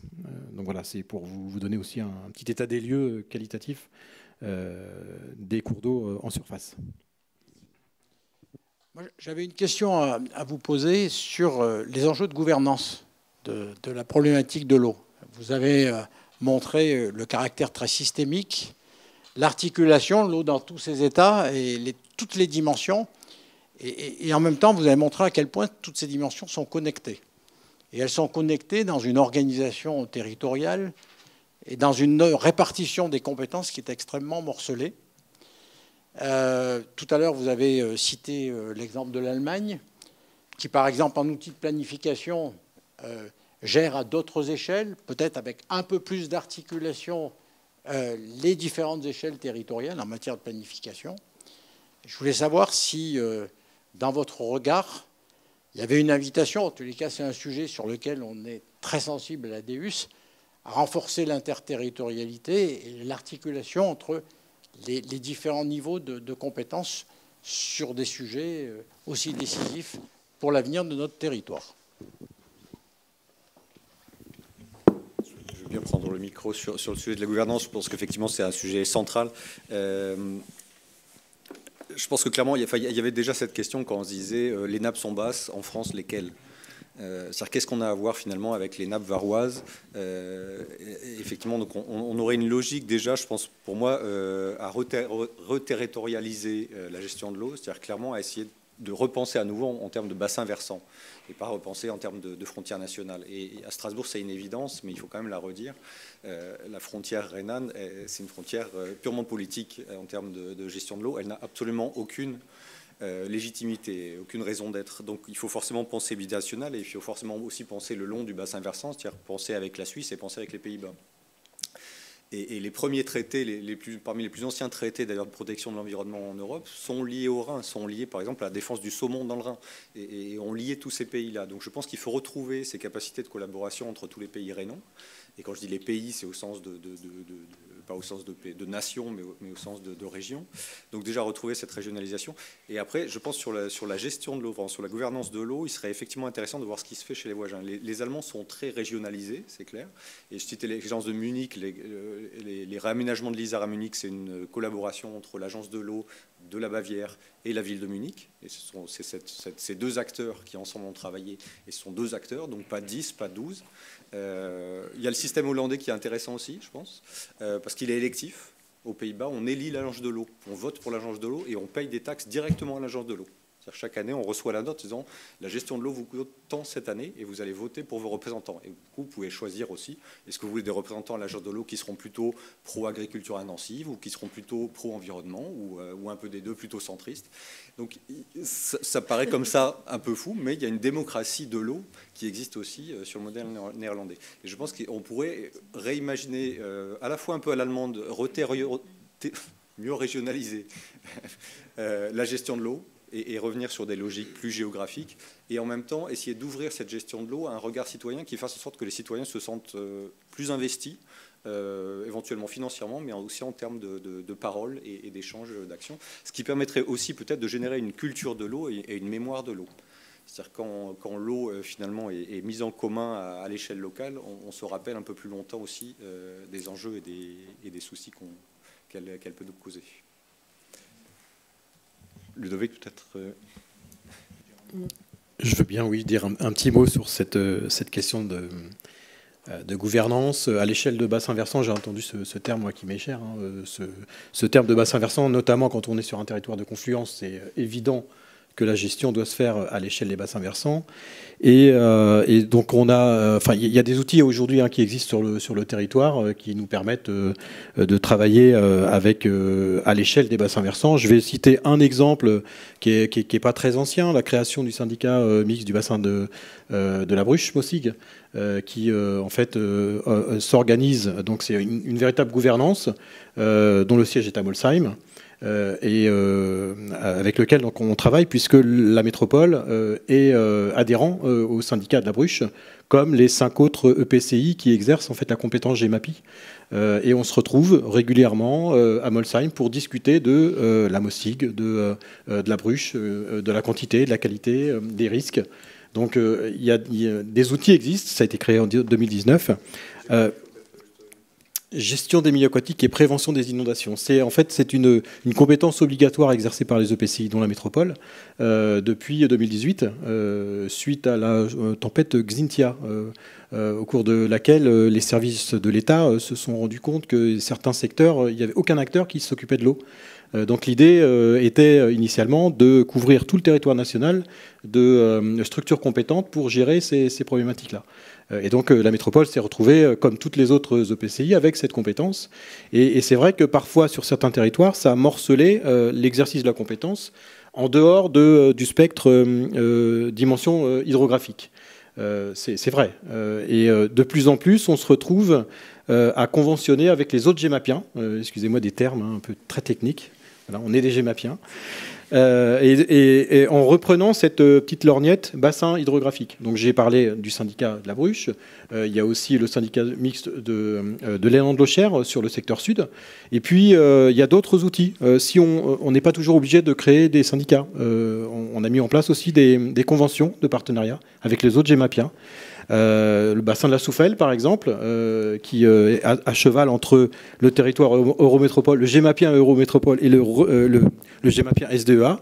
On a une convention et on travaille ensemble sur ce bassin, à l'échelle du bassin, pour regarder les milieux, pour regarder les risques et pour travailler ensemble sur une programmation pluriannuelle pour trouver des solutions.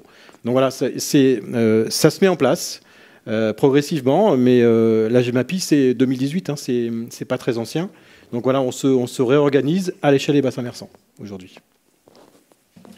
Mais c'est vrai qu'on est quand même sur des échelles emboîtées. C'est-à-dire qu'on voit bien que sur ces bassins versants, on va avoir des échelles Rhin, Meuse, Seine, où effectivement, là, sur les lacs de rétention à l'amont de Paris, ils sont en région Grand Est, il y a un enjeu de solidarité de bassin. Et là, on discute à l'échelle de la Seine. Sur la Meuse, c'est pas une grande rivière en France, pour autant, elle alimente 7 millions de Belges. Du coup, l'enjeu de la responsabilité des Français, elle est vis-à-vis de la Belgique. Et sur le Rhin, quand on a discuté navigation fluviale et là où ça coince sur le secteur allemand de navigation libre, ben c'est vrai que ça impacte tous les acteurs à l'amont de pouvoir moins charger les barges, mais c'est dû bien à un travail, en tout cas il y a bien un travail transfrontalier à mener sur cette question de la navigation. Et après, spécifiquement sur cette question des inondations, effectivement, la loi a plutôt saucissonné les choses et maintenant on est en train de recréer des liens entre les acteurs.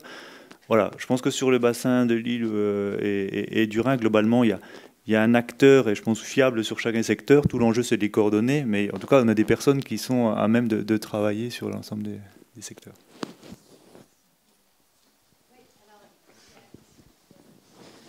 Alors, je voudrais juste qu'on puisse évoquer, enfin, faire une petite nuance sur la question hygiéniste. Je vais y revenir, peut-être une ou deux contributions. Sur la question, vous avez évoqué à plusieurs reprises le parti pris hygiéniste qui a été engagé par nos aînés, les aînés de nos aînés. Il faut quand même se rappeler pourquoi ils ont fait ce parti pris hygiéniste à l'époque. C'est parce que nos cours d'eau étaient à l'époque des véritables cloaques, hein, c'est-à-dire des égouts à ciel ouvert, et qu'à un moment donné, il a fallu prendre ce parti pris. Et c'est peut-être parce qu'ils ont pris ce parti pris qu'aujourd'hui, on peut inverser notre regard et se permettre d'aller reconquérir, retravailler à certains endroits pour changer ce regard et séparer les réseaux entre les eaux usées, les eaux moins usées, permettre de revenir à un autre mode de gestion. Mais il a certainement fallu passer par là pour aujourd'hui pouvoir imaginer autre chose. Et justement, sur cette... Donc ne les jugeons pas trop vite, mais par contre, accompagnons une transformation, quoi. C'est évidemment nécessaire. Et là-dessus, on peut reprendre un sujet qui est celui du bon état écologique et du bon état chimique des cours d'eau. Aujourd'hui, malgré ce parti pris hygiéniste, nos cours d'eau, Ludovic l'a dit, ne sont pas en bon état, toujours pas en bon état. Et ça appelle à une autre réflexion et une autre attention qu'on doit avoir quand on parle par exemple des eaux grises, où on va chercher à les réutiliser. Ces eaux grises, aujourd'hui, retournent aux cours d'eau après la station d'épuration. Donc si on les utilise, c'est peut-être un peu moins d'eau à certains moments dans les cours d'eau, et donc encore un peu moins de respiration, d'eau disponible pour les milieux naturels et les milieux humides pour se régénérer et absorber la pollution résiduelle que les stations d'épuration laissent quand même passer. Pour dire que finalement, c'est pas à regarder on ne peut pas avoir un regard très simpliste sur cette question, et il faut bien regarder tous les enjeux en disant oui, il faut faire quelque chose avec les eaux grises, il faut faire quelque chose avec les eaux de pluie, il faut séparer les réseaux, mais attention, revenons aussi à l'esprit général, c'est-à-dire où va cette eau, et le cours d'eau en a toujours besoin. Il va revenir au cours d'eau, même si on l'utilise pour arroser, mais il y reviendra plus tard, à un moment peut-être, où le cours d'eau aura retrouvé de l'eau, et où alors qu'il n'en avait plus au moment où il en avait besoin. Donc, effectivement, il faut avancer sur ces sujets, mais c'est très complexe. La question juridique se règle souvent quand même si c'est très difficile, elle finit par trouver des solutions.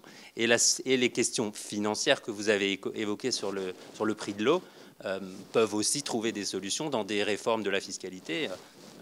Donc, c'est peut-être pas le plus difficile même si ça reste compliqué, ce n'est pas le plus impossible à trouver comme solution. Juste encore deux contributions. Je voudrais revenir sur l'Allemagne et les inondations qu'il y a eu en Allemagne. Ludovic l'a dit, notre regard jusqu'à présent, c'était de dire qu'il faut 80 cm de neige dans les Vosges. On passe de -8 à 12 degrés en 2 jours, et il pleut pendant 3 jours sur les Vosges, et on a une inondation majeure de la Bruche. Là, ce qui s'est passé en Allemagne à l'été 2021 nous fait dire qu'avec l'évolution du climat, l'apparition de nouveaux phénomènes météorologiques comme les gouttes froides sur des territoires qui étaient moins exposés à ça auparavant. Aujourd'hui, peut-être que demain, tout ça a changé et qu'une crue majeure de la Bruche ou de tous les petits cours d'eau qui nous entourent serait possible au printemps, à l'été, alors que jusqu'à présent, on pensait qu'il fallait de la neige et de la pluie. Donc l'évolution du climat nous contraint aussi à changer nos logiciels et à réfléchir différemment sur cette approche risque. J'essaye d'aller vite.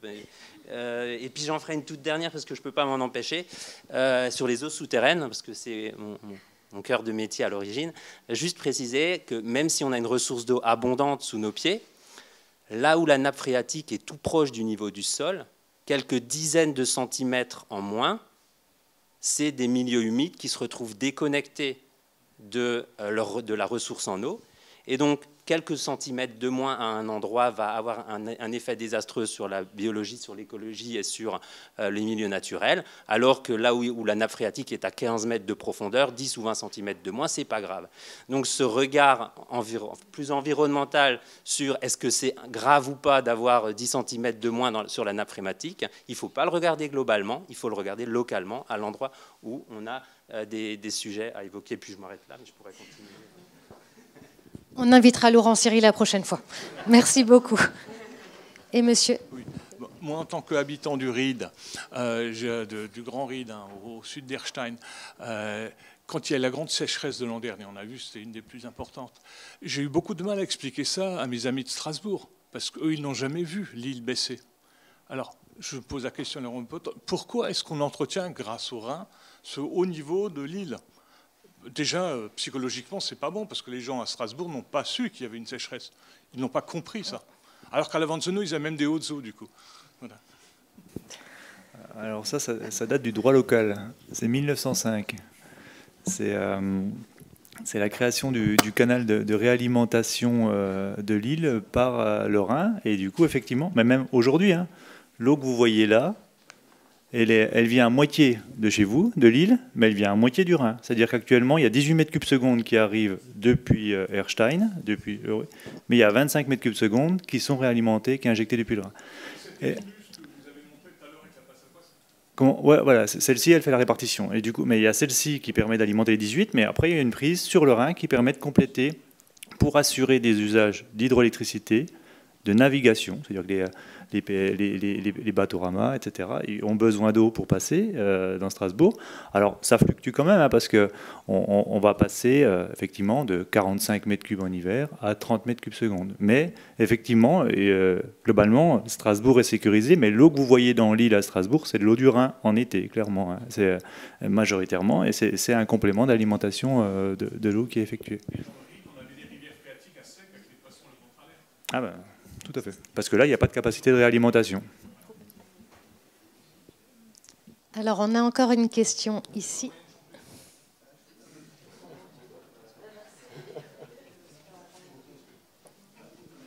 Si, mais c'est un vrai sujet. Et d'ailleurs, vous avez raison. C'est-à-dire que la question de réalimenter la nappe par les cours d'eau, en se disant on réinjecte plus haut. C'est-à-dire qu'avant, on l'a bien vu hein, sur les cartes, on avait le Rhin, l'île et une quantité de bras importante qui permettait ce chevelu.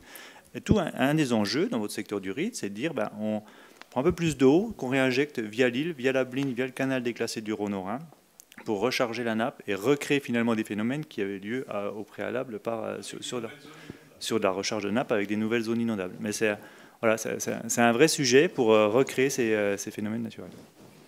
Alors, on a peut-être une dernière question. Je ne sais pas. Une question et un commentaire. Une question pour Madame Linder. Vous avez évoqué ces espèces d'habitations sur pilotis. Y a-t-il eu une faune qu'on appelle les moustiques qui s'est développée et qui aurait dérangé les habitants? Et vous avez également évoqué ces formes de cavités. Est-ce que tout le sketch que nous a fait sur le moustique tigre pourrait être en opposition avec la création de ce genre de cavité? Et un commentaire pour Monsieur Rossano. Vous avez montré une très belle image de Strasbourg avec le ponton, et où on voit ces personnes qui apprécient ce beau ponton le long de quai des Bateliers. Est-ce que vous savez que réglementairement, il y a de grandes questions sur le côté légal et réglementaire de ce ponton qui ne devrait pas exister?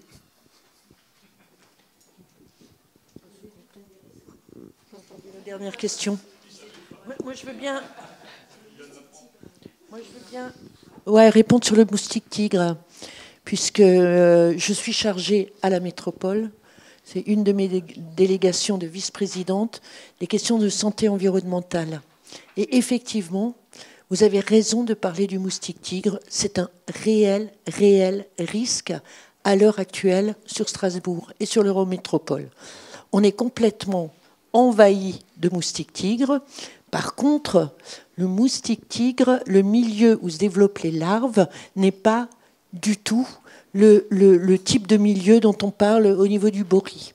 Il aime les petites, pour pondre la maman moustique tigre, pour les larves, vont se développer dans des endroits petits, de l'eau dormante, humide, pas sur des grandes nappes d'eau, et noires, sombres. Donc, c'est pour ça les coupelles dans les jardins, etc.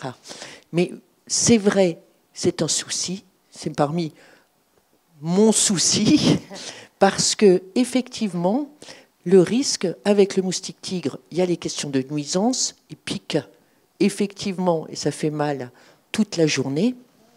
Et donc là, il y a des nuisances qui alertent les gens.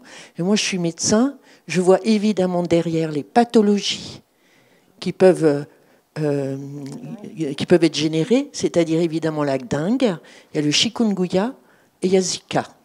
Et donc, effectivement, il y a un risque de développement de cas de dengue, plutôt de dengue autochtone. Alors, quand il y a un risque, il faut agir.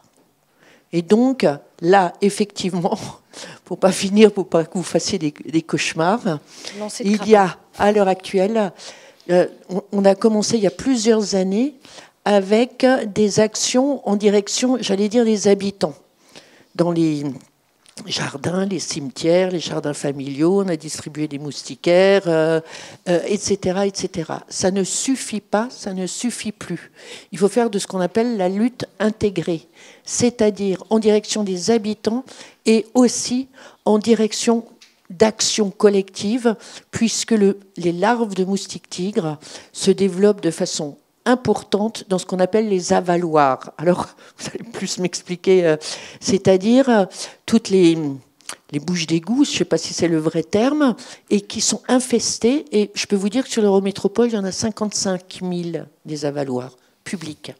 Et donc, effectivement, c'est bien là-dessus qu'on travaille à l'heure actuelle, mais pas seulement l'Eurométropole, mais effectivement, il y a l'Agence régionale de santé fortement également soucieuse et pilote, et il y a différents acteurs. Alors c'est toujours pareil, évidemment les communes, les EPCI, la CEA, etc. Nous, au niveau métropole, on va effectivement agir, on a déjà agi, mais il faut passer au niveau supérieur. Voilà. Si je puis rajouter, un gros pourvoyeur de moustiques tigres, ce sont les toitures terrasses avec des dalles sur plot. Alors, et ça, Dieu sait, des surfaces, on en a des kilomètres carrés. D'ailleurs, on fait une formation en direction de tous les acteurs de l'urbanisme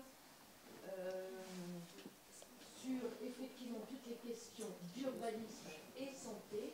Et il n'y a pas que les terrasses sur plot, il n'y a pas que le moustique tigre, mais il y a beaucoup de choses en matière d'urbanisme qui effectivement touchent aux questions de santé. Et alors, il faut une fin. Et je suis désolée parce qu'en fait, on nous chasse à 9h de la salle. Et donc, on a 3 minutes. Et j'aimerais, s'il vous plaît, qu'on applaudisse tout simplement Frédéric Rossano, Catherine Linder, Benoît Grandmougin, Ludovic Cognard et Rémi Cotinet. Un grand merci pour votre présence ce soir. Et on applaudit aussi le public parce que sans vous, finalement, toute cette deuxième heure, on ne l'aurait pas eu. Merci à toutes et à tous et la suite au prochain épisode, mais les conférences ADEUS continuent et certainement sur le thème de la sobriété, toujours et encore. Bonne soirée.